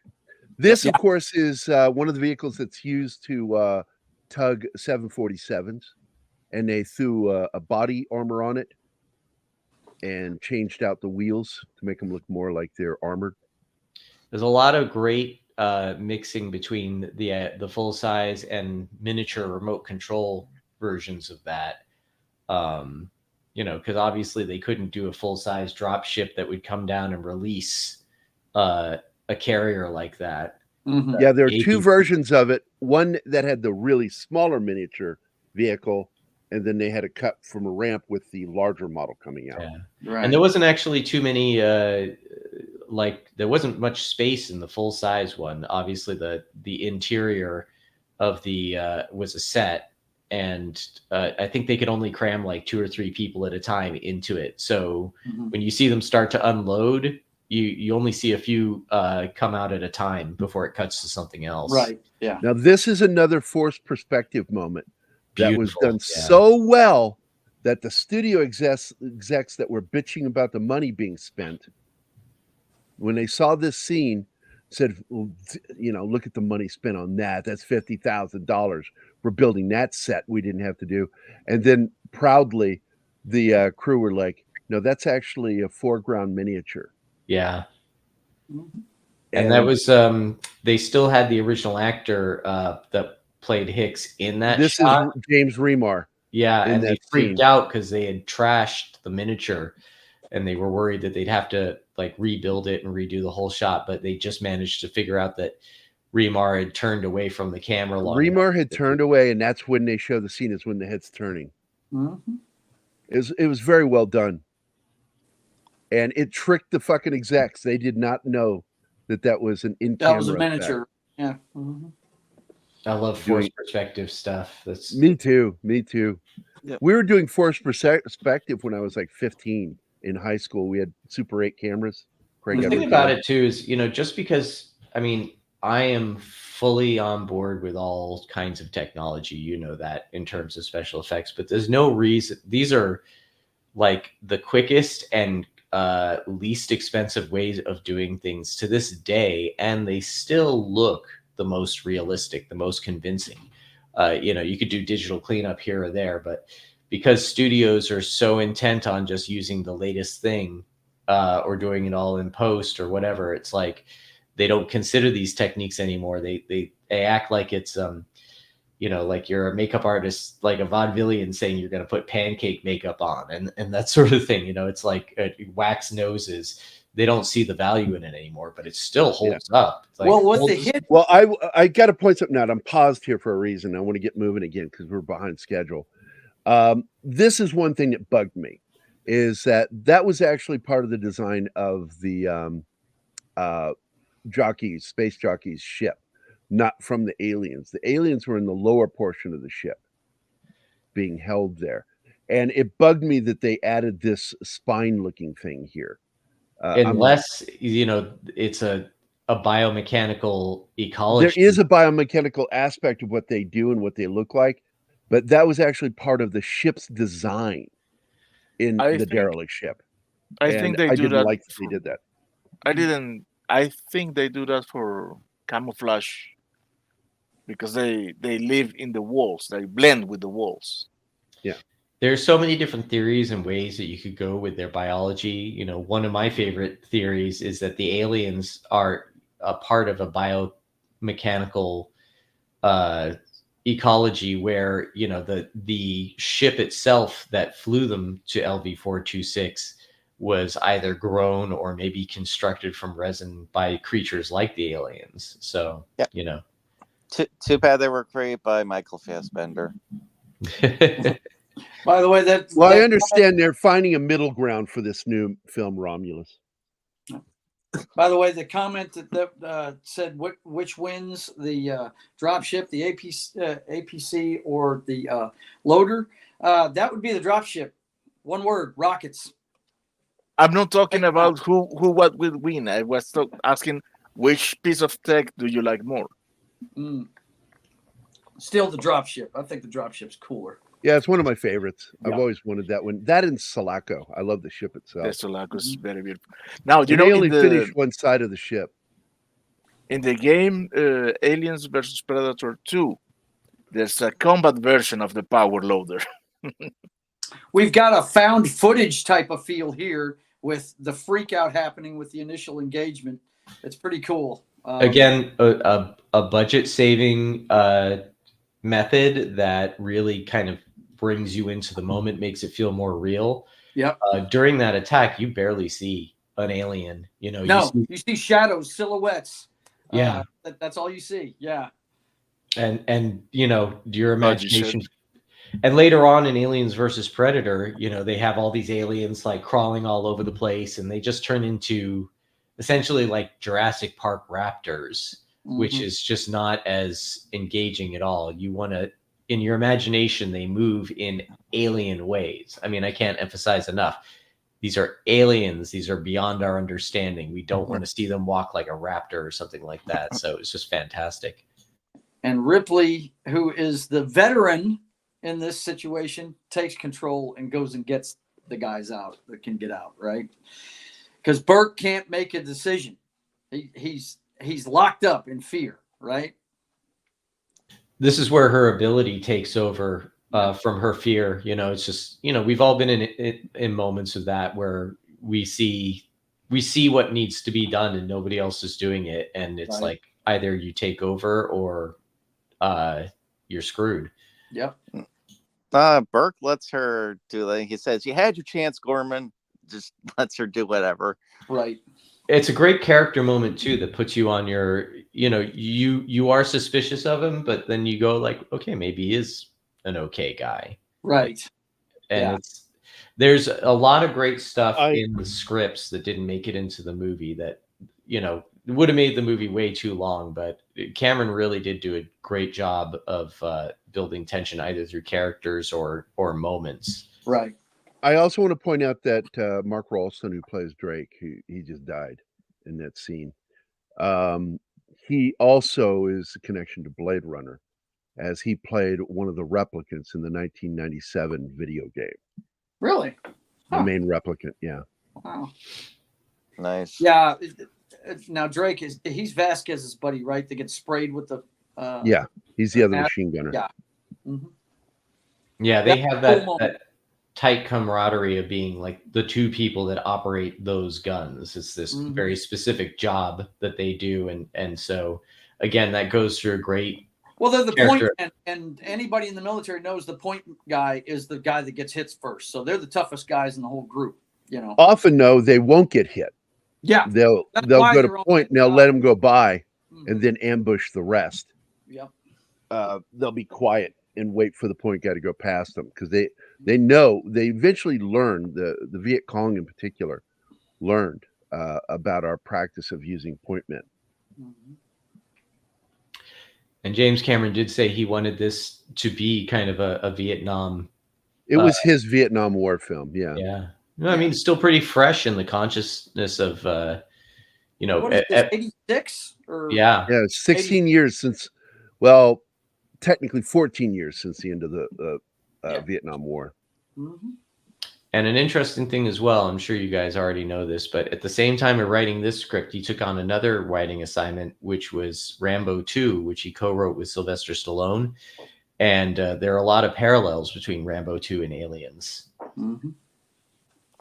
And it's kind of, you know, the theme of Aliens is the same as what Stallone says when the general comes to him at the camp. He goes, "Do we get to win this time?" You're right. Do we get to win this time? Yeah. Mm-hmm. Which is kind of a weird statement, because they actually did win the war. Right. Problem was, Congress, after we got the peace treaty signed in Paris, defunded the war effort, and we had to pull everybody out and gave Vietnam to the North. Yep. Oh man, Bill Paxton, dude, he steals every scene he's in this movie, dude. Why don't we put her in charge?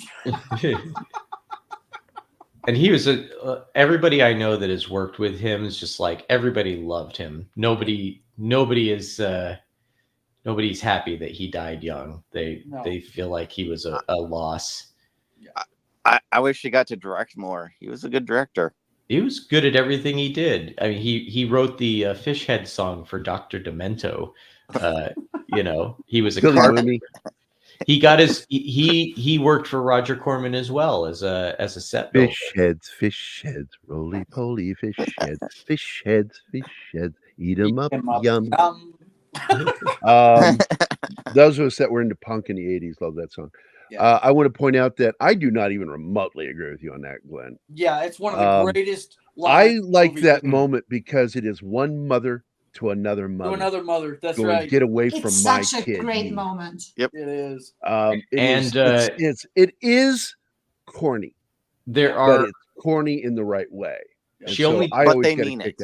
She did that in one take, and James Cameron was like, "That's it." She's like, "I think I could do it better." He's like, "No, that's it." And she loved it. She loved that scene. There were reports of audiences just there it is. James Cameron said, like, when they did test screenings and stuff, he said the audience was so quiet that he didn't know if they were just bored or if they were riveted or what. But when she said that line, the audience erupted. And he's like, "Yes, I got him." Here's another iconic line. "Game over, man. Game over." Well, I also like Paul Reiser's like, "We could build a fire, maybe sing some songs." It's hard to hate Burke when he says shit like that. You know, the funny thing is, I don't play video games anymore, but when you die in a video game, does it still say game over? No. It just say you just died. Because it's funny. I have seen people arcade games will do that, But when I've you got seen a like game that you play at alien home, it doesn't do it. speculation videos where it's like young people going, "Why does he say game over?" I'm like, you know, or when he says smoking or absolutely non-smoking, you know. an arcade game reference. That's it. Game over. Game over. It's funny watching YouTube videos that analyze older movies. It's like I love collative learning with Rob Ager. He's a Liverpudlian though, and he's analyzing Poltergeist. He's like, why does it stop with the national anthem? Is that some sort of political reference? I'm like, no, they just play the national anthem at the end of the broadcast day, and that's when the static starts. Also, national anthem isn't a political song. No, but he was over analyzing it, not realizing that back in the 80s, at the end of the broadcast day, that's just the national anthem would play before it go off air. Patriotic thing that we do. Yeah, exactly. Yeah. So I actually thought PBS did one of the coolest things in the 80s, because when PBS would end its broadcasting day, where I grew up around DC, Washington, DC, they would end the day with the song Stardust played by Willie Nelson. Nice. And I was like, I love the national anthem, but I fucking love that song. Yeah. Willie Nelson's version of Stardust.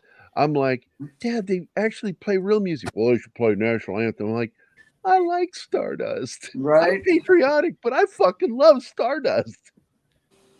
This floor plan was even cool, man. I remember seeing that thinking, this is cool as shit right here, you know? it's funny, all the kind of like what would be called retrofuturism now. It's like big, essentially what's a microfiche being pulled up on a big screen, or the fact that everything's DOS.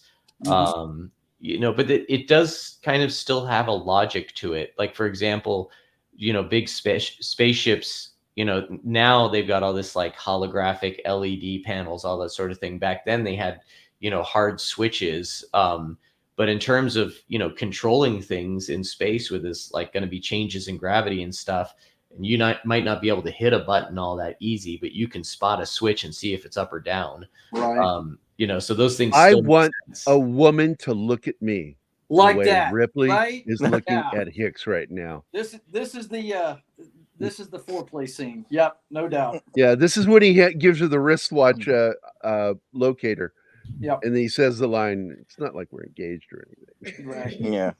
You keep using that word. I do not think it means what you think it means. Anybody who's tried to teach a girl how to play golf understands that scene. Yep. And this is really the ultimate betrayal by Burke when she finally goes back in there with Newt to lay down with her. Mm-hmm. This is the first scene where she's putting her to bed. Yep. Then she goes back out, does some stuff, and then comes back and lays down with her. Yeah, but it's funny, that scene, she tries to patronize her and Newt lets her know, yeah, that's not going to work. You're barking up the wrong tree with that. With the doll scene, you know.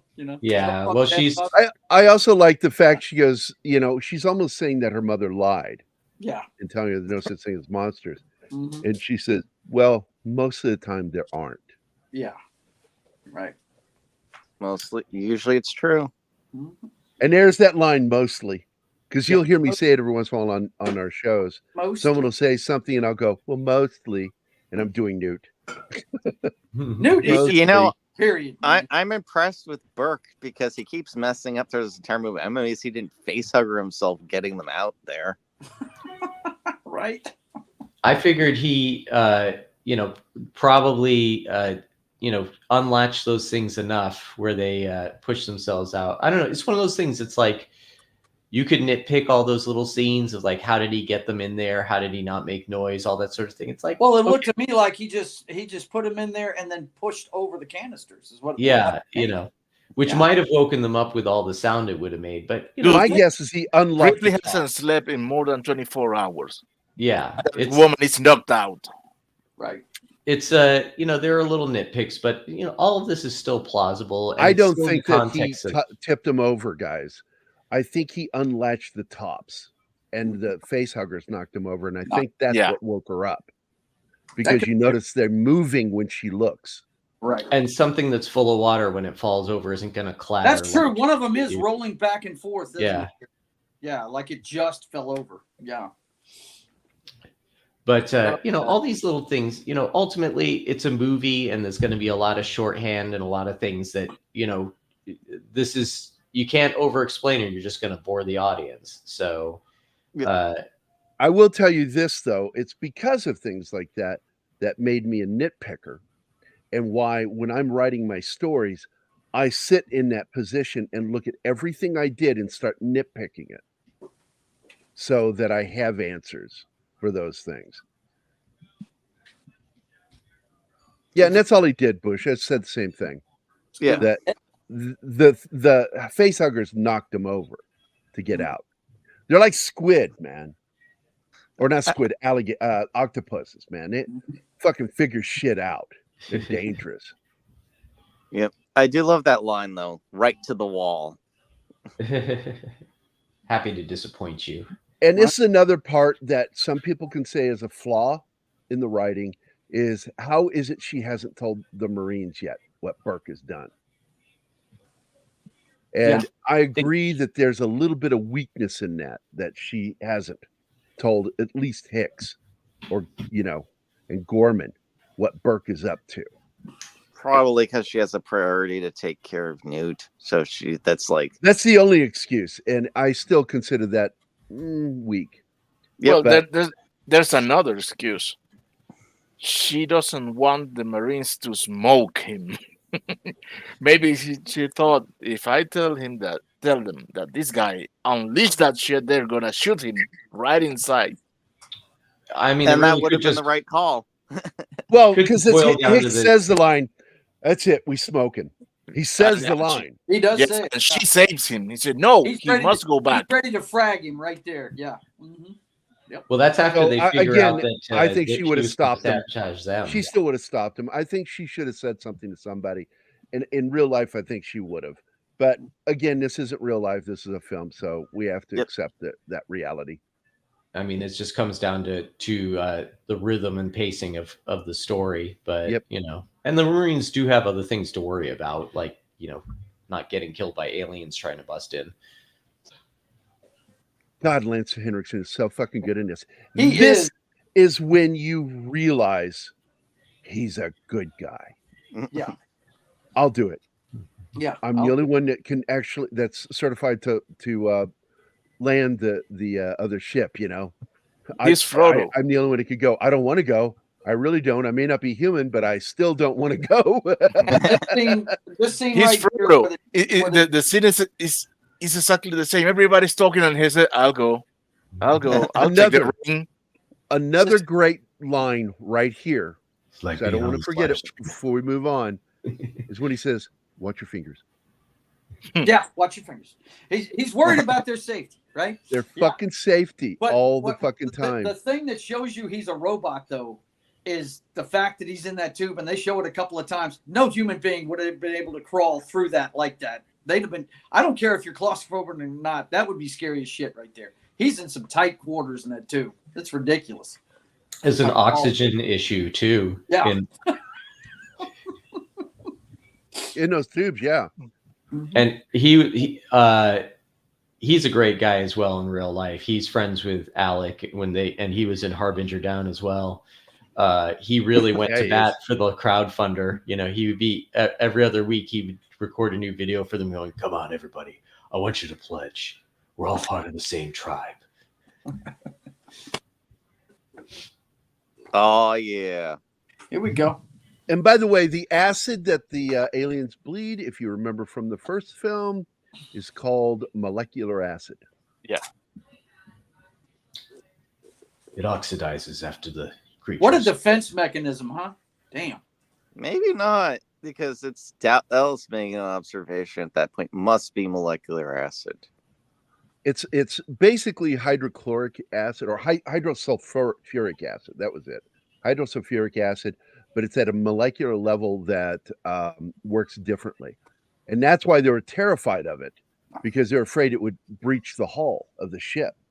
So they're going floor to floor, but they learned that as it burns, it dissipates slightly. Oxidizes, Yep, oxidizes. It becomes inert. And it's interesting that there's a simple solution for, what was it? I think in Alien Resurrection, they did something like the Ripley clone had semi-acid blood, and she escapes by flicking it on some... That's right. She bites her skin, tears it, and then flings it. She flings it, but she flings it I on hate glass. that movie, but I do like that moment. She flings it on glass, though, and melts glass. It's like glass doesn't melt. No, Glass it's doesn't melt. cables. Yeah. That's why you see very strong acids kept in glass beakers, because it doesn't dissolve it. Yeah. It's always the funny thing. It's like, I created an acid that'll melt everything. Well, what do you put it in? That's a great invention, but can't use it. There you see that they're rolling. And so what I interpret that as when I saw the scene is that the sound of it falling over is what woke her up. Yeah. That makes sense. I forgot one of them was rolling back and forth. Whatever. And get ready for the scene that freaked Anima out. It's my favorite scene in the movie, not just for how cool it is, but how they did it was so clever. It's not like actually, just that one scene single shot. Yeah, that one shot had 3 different things done on it, and where it leaps up onto the stool and then at her at the camera. Yeah. Mm-hmm. The way they pulled that off, 3 different things were done to pull that off. It's amazing how he did it. Brilliant fucking James Cameron. And this is where we find out Burke's the bad guy. He turns off. I already knew he was. Yeah. But it confirms it. It pretty much puts the exclamation point on it. Because we know that he just turned off that camera and he moved her weapon. Yep. And you can see when the alarm goes off and they start heading to Med Lab, it's very hard to spot, but you can see him kind of going like this as they're running past him. Mm-hmm. Yep. He knows he's done. Yeah. How am I going to talk my way out of this one? Because he still tries to talk his way out. How is he even going to? Because even if they did get impregnated, they'd still wake up after. Well, she gives a quarantine. Once he gets him through quarantine, he would take it back to the corporation, and he could absolutely cover it up. Yeah, there's well, they go over it. She goes. Hicks says, "Wait a minute, we all know," and she goes, "Yeah. Well, the only way he could get away with it is to sabotage certain freezers and jettison the bodies, and then make up any story he wanted." Again, you could nitpick that, but in the context of a story and pacing, it's completely plausible. Absolutely logical that he would sabotage the military guys' sleeping chambers and just jettison them into space and make up. Well, of course, there would be technical records of things. He would have to sabotage everything. He'd have to have people working with him back on Earth. Yeah, and that's what. And the corporation wants those aliens. That's when Hudson loses it and is ready to kill him. When he hears that. Yeah, once they get to the ship, but I'm talking about like what's available right now, because he's taking a big gamble on that they stay face huggers the entire time by the time the ship arrives, and they somehow able to put them in cryo. Because I don't think the colony has any cryo chambers, at least not that. They have an stasis lab. I actually suspected it Bush all the way back at the apartment because I know when somebody's manipulating somebody, and he was manipulating her. And that pointed out that he's sinister. Mm-hmm. The way he talked to Ripley in her apartment. I absolutely was already onto it, but I liked Paul Reiser so much. I'm like, well, maybe I shouldn't think that way, but no, he was exactly what I suspected right from the get-go. Trust the red flags. But Burke, how could I be mad about you? He's so funny. I think the only thing that saved him was the alarms going off right here. Hicks was about to kill him then. Hicks actually grabs him and says, "That's it, we smoking." There's additional, in the extended scene, you can hear them banging against the pressure door. There's actually additional scenes after Bishop says that he'll go where they hear the aliens again. That didn't make it into the director's cut, which again on that new YouTuber Represent This on his channel, he plays that scene. It goes over the context of it in the script. So I definitely am gonna. Well, there was also a confrontation originally, supposedly, between Bishop and an alien in the pipe, and but people have claimed that it was shot. that they had seen something. But the fact is, Lance Henriksen said that was never shot. I never did that. Oh, Dude, did he? Because He confirmed it doesn't was never fit in shot. there. A xenomorph doesn't fit in that tube because the back spikes. it was on the outside of the tube. It was like It was knocking. outside that he ran into him. But he said whether he didn't confirm or deny it was ever in a script. He said it was never shot. Oh, I thought they had trouble even getting out of him if they shot it or not. I thought he was. No, like, he was the one that he said it shot in because it was like last year I was reading what he said and I'm like, oh, okay, so he's saying it didn't happen. Yeah, he like plays dead or something like that because he's not living. So that just goes, whatever. Well, it doesn't see him as important. That's why the Queen just rips him in half. Yep. In that final scene. By the way, the genius of that scene. Oh, I love this. I mean, when you see that fucking thing goes through his chest, for years I'm like, how did they do it? And finally I found out is that when that foam rubber is wet, it's very pliable. So they were able to compress it into a little tube. Yeah. And so when they release it, it just comes out of his chest. And I'm like, oh my fucking God. It was excellent. Yeah. No doubt. Unbelievable. The cuts in this.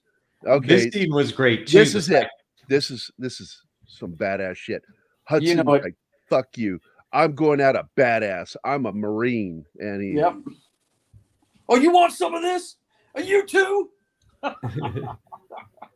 he does yell, grab me, man, at the end, but it was too Yeah. late. They had Yeah. him. When he's getting pulled down. Yeah. Mm-hmm. There's Hicks goes to grab him. just that shot of the aliens crawling in the ceiling too. Again, a very simple trick. Just turn the camera upside down. Right. Have all the stuntmen crawling on the floor, turn it upside down. It looks like they're all hanging on. Well, when they did the test scene, it was on location with the costumes. And he told the guys to crawl on the floor. And he turned the camera upside down to test it, the video camera. Mm-hmm. And they're like, what are you doing? He already had in his head what he was going to do for that scene. Yeah. That was. And I'm just yeah, telling go you, ahead, dude, Cameron, for all my problems with him, he is a fucking genius. Yeah. He really is. Well, he's an artist, man. I mean, you know as well as I do. Although Titanic was the end of his filmmaking. Yeah. Right. I just don't think he can tell a story anymore. I don't think he's any good. I hate the Avatar films. They're a terrible story. I agree. Yeah, I'm not a fan. I think he had one really good story in him, which was the story of of a mother, and he was able to tell it in certain ways a few different times for Terminator and Aliens. And a lot of his creativity was driven by the limitations that he had to overcome. Once you gave him the technology that could give him anything, Challenge him, and he puts out his best work. If he can't be challenged anymore, he just, I agree with you. Precisely. Yeah. It's because just, once Titanic happened, because I'm not a fan of Titanic. I love the visual aspect of it, but I thought it was a terrible story. Terribly written. I just was like, oh my God, the writing in this is so bad. Well, when I'm talking about artists, look at this. He actually is an artist. He's the one that did the drawing in Titanic. I mean, he draws half of the stuff he puts on screen. So that's what. By the way, Queen Bush, takes Bishop. Yeah, Queen takes Bishop. Absolutely. That's by the way, yeah. Bush, I think that was in intentional. the soundtrack. The score when it is called that. Queen takes Bishop. So a spoiler for Alien Romulus. It's not really a spoiler, but it's just something. The android in Alien Romulus is named Is Rook. made to look like Ash. They're Really? doing it digitally. No, I was gonna say the characters. One of the androids' name is Rook, though, so they're going with the chess pieces. Oh God, that's bad. For a while, it was ABCD: Ash, Bishop, Call, David, and then suddenly they jumped to Walter, so they blew that. Mm-hmm. They did that because was it Walter Gibbons, one of the writer guys. Oh, jeez. Yeah. Yeah. But we don't need to talk about those movies. What movies? There's only 2 true Alien movies. It's not a franchise. It's Alien and Aliens. I don't like Alien 3. They fucked everybody. Yeah. Nuked everybody, and I was movie. out. I was out. Like, I'm done. Fincher hates it more than you do, so we'll move on. There's the thing is that there's Alien 3, there's a lot of problems with. Killing people off screen is the most glaring one, but too many contradictions. It's kind of boring. It's not scary. You can't really call back to Alien and expect to recapture that magic. But the biggest thing that bothers me is that, and again, there's great information on it on Represent This. Ripley doesn't act like Ripley. She does not act like her character at all. It's just this complete departure. And a lot of it is just Sigourney Weaver kind of wanting to do things that she wasn't allowed to do before. And now that she's a producer, she could do them. And we found out, there's good reasons why you weren't allowed to do those things. Right. Yep. That's just the problem. I just was not interested in any of the Alien films. It ended with Aliens for me. Yeah. Oh, Alien 3 turned me off of the whole thing. I haven't watched one since Alien 3. Well, Alien Resurrection is defies logic. You think if you were to play Alien and Alien Resurrection together, you would be like, what? Oh, What? I'll tell you. I'll tell you what Resurrection is. I realized it. Alien Resurrection is the original Firefly pilot. Oh, is that it? entire crew is the fucking Firefly crew. The beta versions of them. Really? Yeah. It's also kind of like Toy Story. It's like, I don't know. I'm not a Joss Whedon fan. I think his Me either. I don't like his writing. I have a problem with the way he writes. He can come up with some good stuff, but he is too dependent on his wittier than thou, which he stole from people like Peter David and Neil Gaiman, who did it better. So no, he stole it from Paul Dini. Yeah, James Gunn is actually better at it, and I'm not a big Gunn fan either. But I think Gunn's a better writer than Whedon by leaps and bounds. Well, Gary, so was Sigourney Weaver in Alien 3, and look where that got us. Yeah. The production hell that was Alien 3, again, watch the Represent This videos on Alien to the Third Power, by the way. Yeah. Alien Cube. Alien Cubed. Yeah. I mean, that movie was essentially just egos getting in the way of everything. And those David Giler and Walter Hill are just like awful human beings in general. Now, I'm going to tell you something, and I give most credit to Walter Hill. His script doctoring on the original Alien script is what made it so damn good, because he's really good at script doctoring. Yeah. Oh my God. Yeah, I've heard nothing but nightmares about those guys. Oh yeah, Giler was on 3 was like apparently talking about Thai strippers during the meetings. Oh That's yeah, what he was doing. That's covered in Represent This. Yeah, Thai prostitutes and they had there was no saving that script. I have it in my head that one day when I have some free time, which is probably going to be never, but I do have a idea for just doing like a fan script. And the idea behind the fan script is, okay, I've got the actors, I've got the sets, they're already built. Like because people kept saying, well, there was nothing they could do. That was the only thing they could do with those sets and those actors. I'm like, the scene in the elevator is straight up what? Dante's Inferno. Oh, yeah. I like this right here. James, Gary, when you say gun, do you mean weapon? No, he means James weapon. Doesn't sound right. James Weapon does not agree with this. I'm sorry, I was trained in military. I can't say your last name.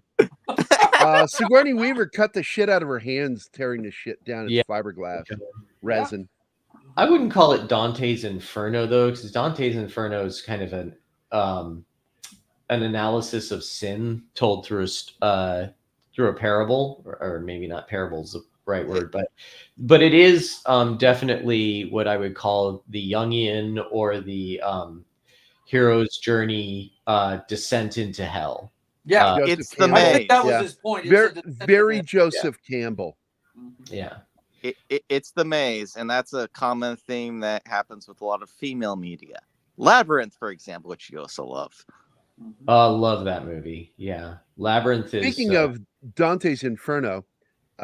In 2 weeks, we will be doing Jack. It has nothing connected to it. I'm just fucking Sticking it in there. Jack. I'm just sticking it in. That's what she's. Stop That's doing what that she when I'm not said. looking. More restraining orders incoming. Jack Nicholson, the King of Cool, will be on I think the 18th. 18th this month. Let me go look at it. It'll be This week is that? yeah, next week on the 18th, next Thursday, not this coming Thursday, but the following Thursday, we will be doing a little Jack Nicholson video for his birthday. He's an April baby, and we're going to be going deep dive into his career.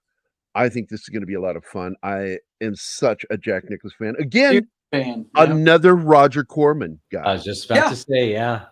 And Roger Corman met Jack Nicholson when he had decided to take acting classes to become a better director, and that's where he met Jack Nicholson. Was they were in the same acting classes, and he's like, "Hey, I'm making some movies.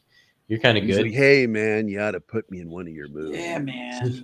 The original Little Shop of Horrors. That was his first role in film. He played the part of the guy that's addicted to being tortured by a dentist. Right. Yep. I'm in the mood for a really long, deep root canal. We lose Shinosky? Oh. He's back. But he's back. Oh, there he is. Okay. Connection issue. Martin said it like, "Oh, he's back." Here's Love Ripley you lighting too. it up, boy. It's again a great use of cutting between rear projection, miniatures, full size. Yeah, because sometimes the Queen is a miniature, and sometimes it's a full-scale hydraulic model puppet. Oh my God, it's ridiculous what they did. They did a great job on it, dude. They really did. That thing looked mammoth. Did you? And I'm sure that you've it's all seen intelligent. the garbage bag tests. I actually was talking with Alec not too long ago. He was considering maybe putting a plaque on the building where they did the garbage bag test, because it's only about a mile away from his shop at the moment. So he thought, like, little historical like plaque. This is where the alien queen was first tested. Yeah. Nice. You know, I don't know if that'll be a tourist destination, maybe more sentimental for him, but you know, what a moment in film history.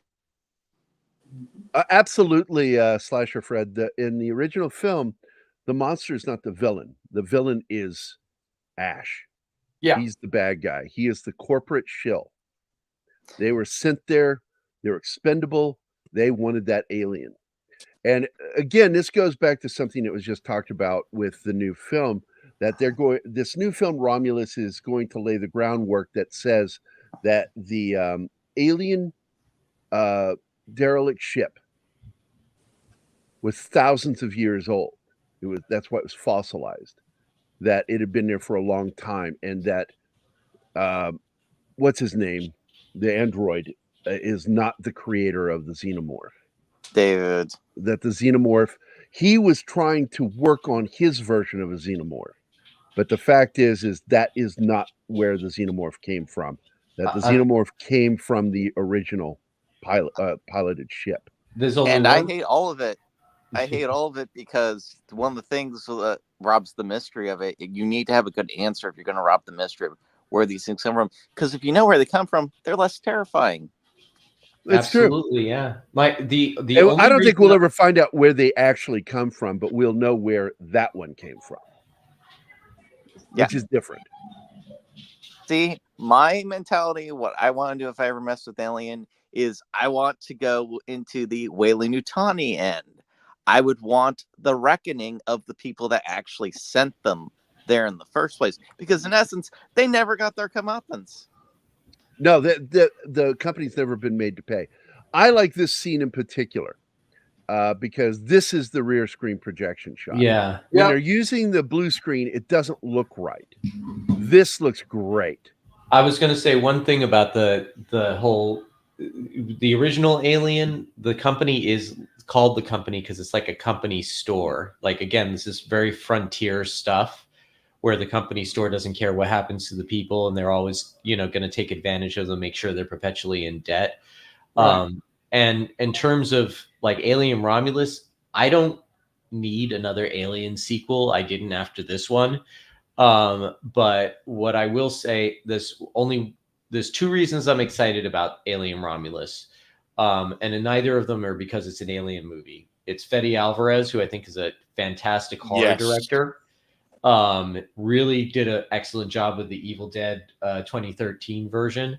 And also, they're bringing back all the original special effects artists, including Alec Gillis, who did the work with Stan Winston on Aliens. So they're really going for that practical element. I think it's going to be. I also good. like the fact that the look, it really has the Ron Cobb design to it. Yeah. Of the interior of the ship. But let's get back to this, because this is an important transitional moment.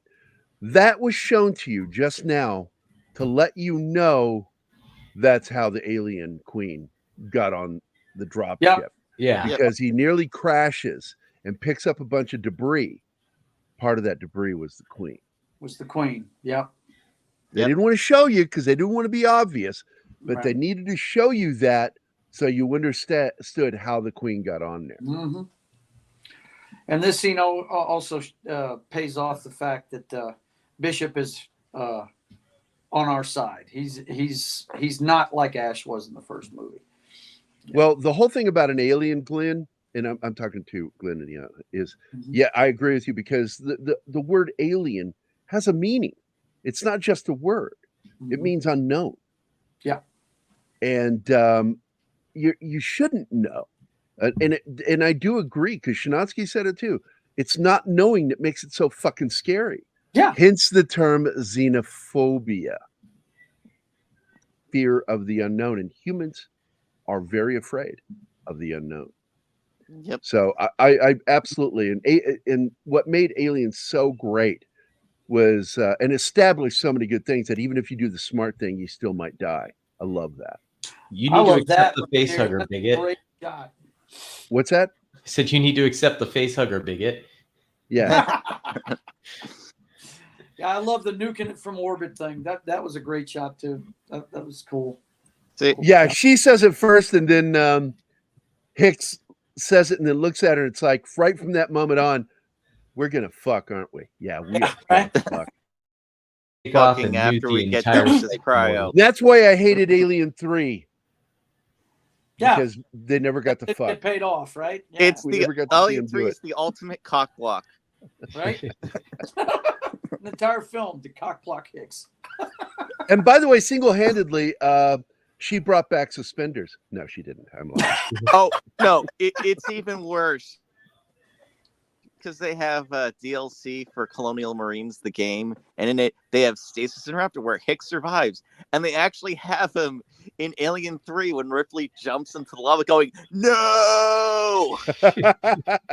There was your scene, Gary, where that thing. I know, he rips him in half. And what was so cool about that is the way it was put together. It had a turning system that when the hands pull, it causes a turn to happen and unlocks the lower body from the upper body. Yeah. Brilliant fucking effects.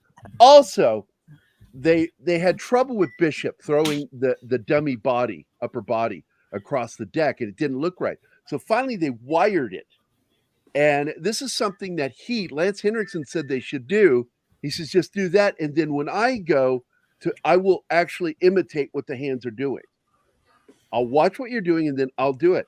On top of that, the milk and yogurt that was used for that scene, eventually it was left in cups around the set, and under those lights got heated and went bad, and he would get sick at night and throw up nasty. and get the shits from food Yeah, poisoning. they apologized to him. He's like, it's okay, I'll use it.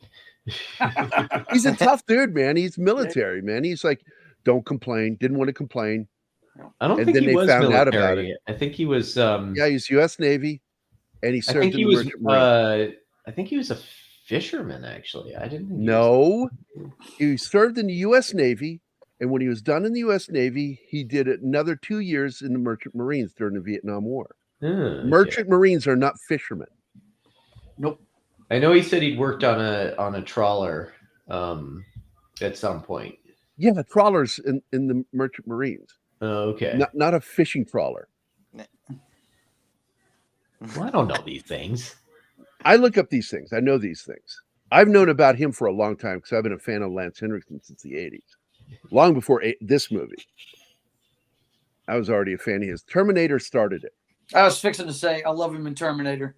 He's always He didn't have enough, in my opinion, in that film. I loved his character. He's got the same attitude you do, being a medic, being in the medical profession. He's got that dark humor. He's sitting there bringing up stuff nobody wants to talk about. He's making jokes about shit that, what the fuck is wrong with you? Why are you joking about that? I love his character in Terminator, but he goes all the way back. I mean, he's in Close Encounters of the Third Kind. Yep. He has a speaking part. Mm-hmm. He had a lot. There was a lot of his stuff cut from that movie. I know he actually went out and took flying lessons because his character was a pilot, and then he's like, and then I just end up, in the original cut, just standing there looking at a UFO for like one scene. And to his disappointment, when he found out there was going to be the special cut edition, none of that footage was put back in. Oh, that sucks. I do know that Spielberg said something interesting about that, is that he doesn't like the special edition because he wasn't even sure. And if he had to go back today and do it as a father, Neary wouldn't have gone onto the ship. Neary would have stayed with his kids. Right.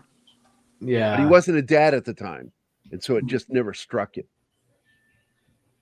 I am getting stuff for work that is going to call me away. Yeah, I'm hearing dings. I was thinking that you're getting blown up. Somebody's important. Yeah, so I'm gonna go, but I love this movie and I love that I got to talk about it with you guys, and I hope you all go outside and see the eclipse. At the moment, it's super cloudy where I am, so we might end of the world as we know it. I feel fine. This is the end of the world as we know it. That's it.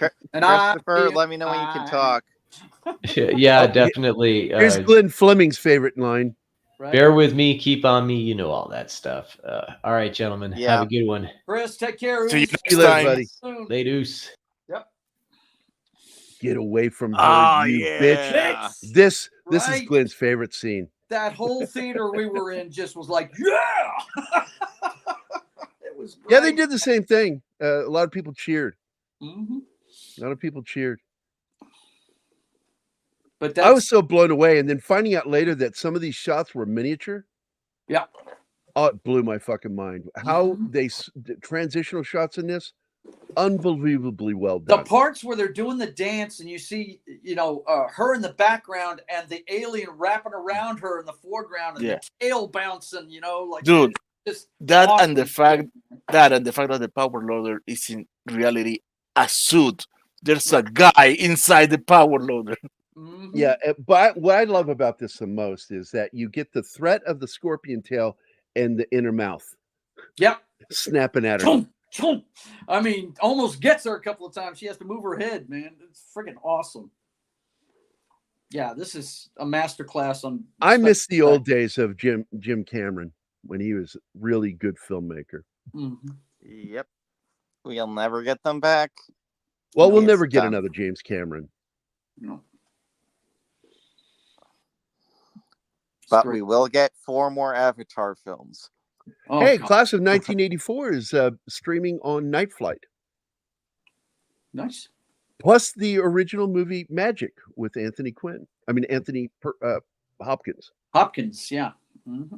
Little horror thriller that he did. Dude. Oh, and by the way, I love the footage of how they shot this. That by the time they were done, her armor suit was completely destroyed, the miniature. Just completely destroyed. Because it just kept dropping it and reshooting it. Yeah. There was no repairing it at some point. But it's obvious she is actually on the floor. Mm-hmm. And it still looks cool as shit, though. It does. She's crawling her way up the ladder because that's how it was done. It's kind of obvious. It's noticeable when she goes up to it, she actually falls onto the ladder body-wise. It's gravity. But I still love this scene. I love how they did it. The emergency release catch, Anima was like, why doesn't she just shut? I said, she can't. That's an emergency release. and she has to go up to hit the other button to close it. So the tension created in this scene was brilliant. Yeah. And the effects guys that did this scene, great fucking production team. They still hold worst fucking haircuts I've ever seen on human beings. Those two guys, the brothers. Yeah. They look like serial killers or something. There's just something wrong with them. It's like they watched too many Captain Kangaroos. By the way, I do have to give props to James Horner's score because, man, he was under a rush and it's still amazing. Yeah. Well, this is the thing that I've talked about before, that a lot of the times the editing is going all the way to the last minute, which means the scores are being done last minute. This is what led to Ennio Morricone refusing to do any more music for the thing, and why Carpenter was forced to score most of the film. Yeah. And give Ennio Morricone total credit, but it's not bad for a human. I love that. Yeah, for a human. Yeah. That was cool. Yeah, guys, it's not like there's an egg on the ceiling or anything in plain view that's going to be shown in the sequel. I do want to point out that in this scene, Newt clearly looks like she is older. Yeah. So this was towards the end of the shoot, that she had aged during the shooting. And this went beyond the typical 10 weeks of a film shooting. There she looks like a little kid, right? Yeah. But then we cut to the scene right after this. I'm going to pause it so you can see what I'm talking about. She looks older there. Yeah. Physically. Because this is clearly shot later. This may have even been a pickup shot. Done later. Either way it goes, she looks like she's closer to 12 to 13 there. Right. Well, that's the thing with girls, is they go from like 0 to 100 like super fast. No shit. Man, my daughter, I don't even see. She looks like a teen. Yeah, she looks like a she's kid. A lot taller. Yeah. Probably had a massive growth spurt during the making of the film. Yep.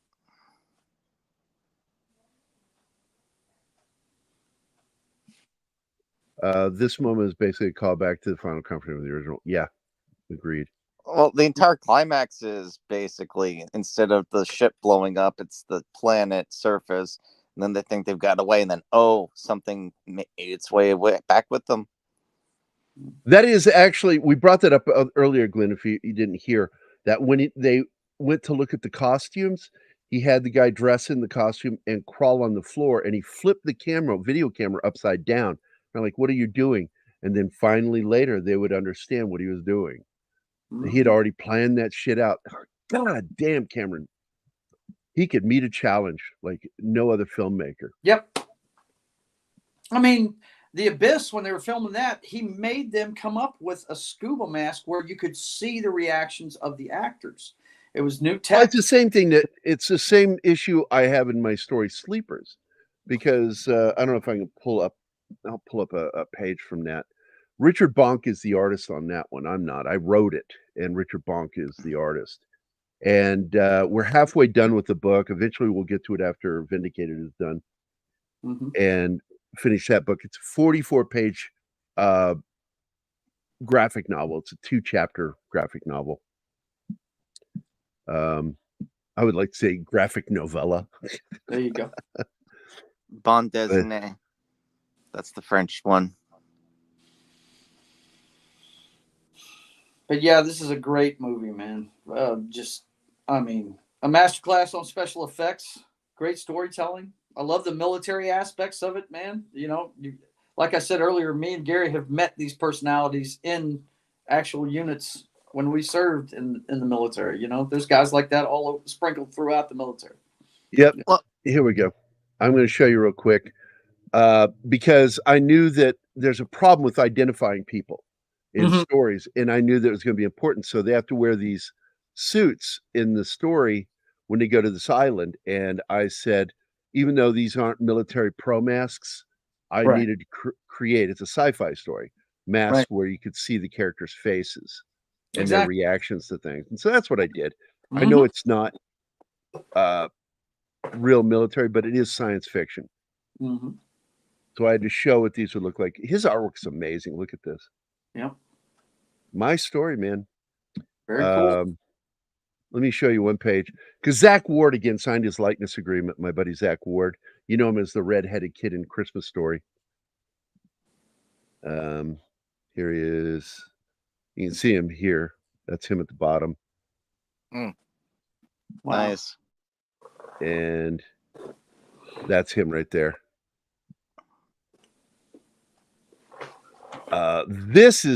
That's Matt Best right here from Black Rifle Coffee Company. Okay. And this is the dude from Ranger Up Clothing. We put him in there, but we're going to take him out because I don't want to deal with the likeness issues anymore. Yeah. I'm going to leave Zach in there only because I fucking love Zach's face. These guys. That is my nod to Aliens. That story, because they end up in a battle with mutated mandrills, and mandrills are scary as fuck. They're those apes with the 6 to 8 inch fangs, red asses. Real quick with Aliens before we end it. This does what I think more sequels should. Instead of trying to verbatim repeat the previous movie, which you see a lot, it tries to treat the previous movie as a prologue to what happens in this film. Yes, that is part of my collection. I see Duke Nukem over there. Yep. Wolvie in the background. Deadpool. Why isn't Deadpool and Wolvie together? That's weird. You're weird. Oh, it is. Look at you can see the left arm beside Deadpool. Oh, there's another Wolverine. Okay. Yeah. That looks like that doesn't look like the Queen. It looks like it's fighting a warrior or a bull. Yes. That's a bull alien. No, Yeah, that's a not warrior. That's a warrior. Is it? That statuette comes with a video game. What's up with the Colonial leg? Marines. I don't know. I didn't make it. I just bought it. It's not the warrior leg. It's a warrior alien. No, they did it wrong. Yep. Yeah. But still fucking cool. I like the T-800 there. T-800 Cyberdyne system with the what is it? Metal endoskeleton covered with under living tissue. Covered in living tissue. Yeah.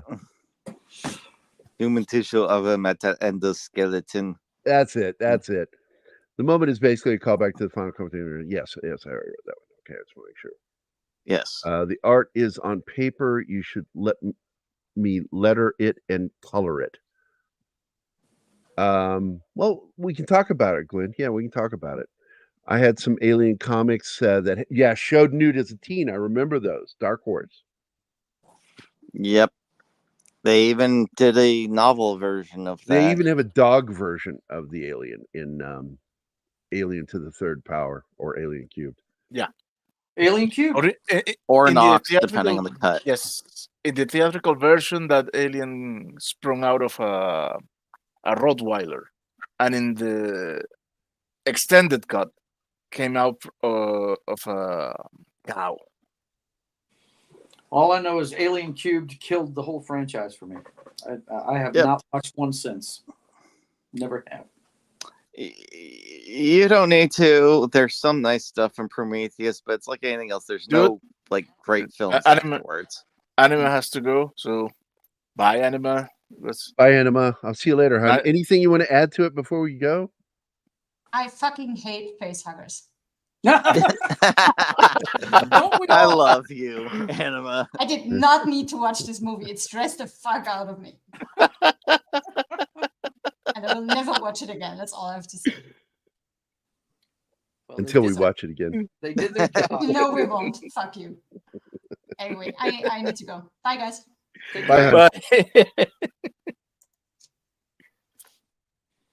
Yes, I remember those. Yeah, it's weird that they took this movie and went, we should make a toy line for kids out of it. Right? Yeah. All right, we've gone over by 19 minutes. You knew you were gonna with this one, man. There's so much great stuff. We kept pausing. I kept pausing, and I even had to hit that point where I said, I'm holding my breath until you finish so I can. Well, Chris gets on a roll, man. He's No, passionate. he does. And he's got so much to say, but I really need things to wrap quicker so we can Right. move on. Mhm. You don't like the idea of spider fingers. Remember when I was a kid, I would do this on the table. Yeah, that's all it is. Two hands put together. That's it. I did a thing with my daughter when she was little. It was a play on what my dad did with me. And it was the Dicky Doo. You ever heard of that? What? My dad didn't invent it. It was something that was around. Dicky Dicky Doo. And you go towards your little kid. Dicky Dicky Doo's gonna get you. And right at the end, you speed up and go at him. And that's what alien face huggers remind me of, is the terror of the Dicky Doo. Like, get the fuck away from me! Kicking and screaming, no! Coming to get you. But yeah, we're at the end. Again, remember on the 18th, we're going to be doing this show, Jack Nicholson, the King. What time of day are you doing that, man? That's going to be at 5:00 at night. I'm going to do it in the evening. Oh, shoot. That's when I go to work that day. That's cool, though. I'll be watching the replay. Yeah, no doubt. Big Jack love fan. Nicholson. Yeah. And so we'll be doing that. There's so many actors this month having birthdays, but I try to pick ones that I really want to talk about. Nicholson's one of those guys that had a profound impact on me as a kid. I've been watching him since I was a kid. With the shit that he did with Roger Corman. People don't know he did a lot of work with Roger Corman. Yeah. And he appeared in several films. He's been in movies since the 50s, man. It's pretty good stuff. Yep. So, but that'll be this month. We haven't picked what it's going to be for next month, but that's it, guys. We're the heck out of here. I want to thank everybody for joining us. I want to thank Chris for dropping in, and Anima. Thanks, Joe, for being here. Thanks, Shanatsky. And of course, to Martina Casa Santana. Absolutely can't do this show without you guys. So I appreciate it, man. And with that, we're out of here.